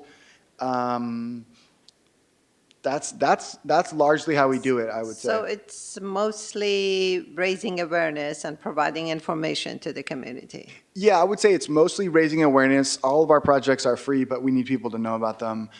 So we do a lot of just telling people about them. We do also have a component of the engagement that's about kind of something like project design, where we're trying to get feedback on things that are still being designed. For example, Neighborhood Complete Streets. I just had a big town hall on Saturday, and we did outreach all last week with Pogo Park directly on the Greenway every day, rain or shine actually, with maps and note takers and coffee and cookies. So that is the kind of engagement around like project design, where we're looking for feedback and input. But then a lot of what we're doing is like, hey, come get these things for yourself, kind of. Do you have an estimate of the population living in that area? We do. We do. I think it's 8,000 households in the project area. So I think it's around 20,000 people, but we can give you the exact numbers on our next. Rough estimate is good. So my last question is, I'm just curious, if you have $2.5 million budget for electric bikes, and assume each electric bike is 1,000, so you could purchase 2,500 electric bikes and distribute it. Why renting or lending? Yeah, so you're talking about the e-bike share system, right? So the e-bike share system is providing last mile support for people to be able to get to specific transportation hubs. As you can probably see, the location of the e-bikes, we have the BART station having two of the hubs, plus the ferry and other places in between. I believe this is a strategy that a lot of cities have followed to provide people with the opportunity to use the bikes without having to take care of them and lock them or getting them stolen. However, we are complementing this program with the e-bike lending library, which is going to have bikes to provide to the community for free, whether it's for lending for more than 1 week or to provide them for members who complete the training program for free. As they get a free bike after they complete the program. And I think if you want to know more details, we have the project managers here of those two projects. But I think in general, it's not an exclusive strategy. We have two different ones to provide this support to community members. And I think more importantly, the training piece is something that we have noticed is really relevant for some of the community members, particularly people who are not considered young, over 25. I guess I'm not included in that number. But we're seeing that a lot of older people, older 24 or older, are not as excited to try the bikes for the first time. So the training is a really relevant piece that cannot be covered if you just give a bike away. So I think that's a part of the work that Rich City is going to be doing through their training program. Thank you. So we were recently invited to tour by CCTA, tour their facility and the new sort of electric minibuses that residents could call for transportation. I wonder if you know about it and if you're considering those electric vehicles for sort of they're ADA accessible and seem to be an awesome option. Yeah, we know about them. We've heard about them. We haven't coordinated with them yet, but I think that's also an opportunity that we have. We know a lot of community members use them. We've heard from them talking about the program. So yeah, definitely that's an opportunity that we have. Okay, yeah, you may want to contact CCTA about that. Thank you very much. Excellent programs. Thank you. Thank you very much. Fantastic presentation. It's past 10:30, so I know that you've spent a lot of energy and effort in making this presentation, and I'm sure we'll be in contact and out there on the streets with you, seeing what you do. So thank you. Thank you all. Thank you so much, and thank you to our partners. Our next item is reports of officers, referrals to staff, including general reports, and including AB 1234 reports, limited to 2 minutes per council person. Councilmember Bonham? Thank you. I would like to thank Councilmember Melvin Willis for support of the task force to end gender-based violence. We had our last meeting before next week's presentation today. And we will come to the council with some suggestions and presentation of what we're up to. Last week, I participated in East Bay Wildfire Coalition as an alternate to Councilmember McLaughlin. And the Fire Safe, West Contra Costa Fire Safe, not West Contra Costa, sorry, the Fire Safe Council Alliance of Contra Costa and Alameda had a suggestion in terms of vegetation study, and there was a presentation about it that coalition will consider. I think that's it for now. Any other council members? Councilmember Willis. Yeah, two things. I attended the 14th annual Richmond powwow at Richmond Pow. I actually seen the mayor over there as well. I think I missed a couple other people, but no, it was always a lively event, and all the times that I've attended it was the first time I actually tried the Indian fried bread as it was stated on the menu. More delicious than I thought it was. So yeah, that was a great event, and it's always going to continue every single year. So let's just support the community and make it bigger every year. And just because it came up during public comment too, I was also at another regional gathering over the weekend of folks who want to make sure we're coming together, protect our community, and for people who are interested in signing up to be a part of a rapid response network, because of the threats of families potentially being separated and not necessarily knowing their rights. Our community members who are just out there looking out for their neighbors and signing up just to be there as rapid response observers and just general community support, so we can just keep families together regardless of the unknowns to come in the future. So that's been a Bay Area conversation, and a lot of those conversations are happening and all over the place, so just be on the lookout if you're interested in being a part of that. And ditto to what Melvin said, Councilmember Willis. Melvin's fine. Okay. Melvin Willis, Councilmember Melvin Willis, fantastic Melvin Willis. Thank you. Yes, Thank you. Anyway, I would like to adjourn this meeting in honor of Robbie Dolores Hurtado, who was part of Lifelong Medical Care Board of Directors, which she joined in 2012. Afterwards, she was also part of the Richmond and West County, part of the Richmond Employment and Training Department. So in 2021, she, anyway, she devoted many, many years of her life to service in the city of Richmond, to the community. So we will close this session in her honor. So the meeting is adjourned. Thank you.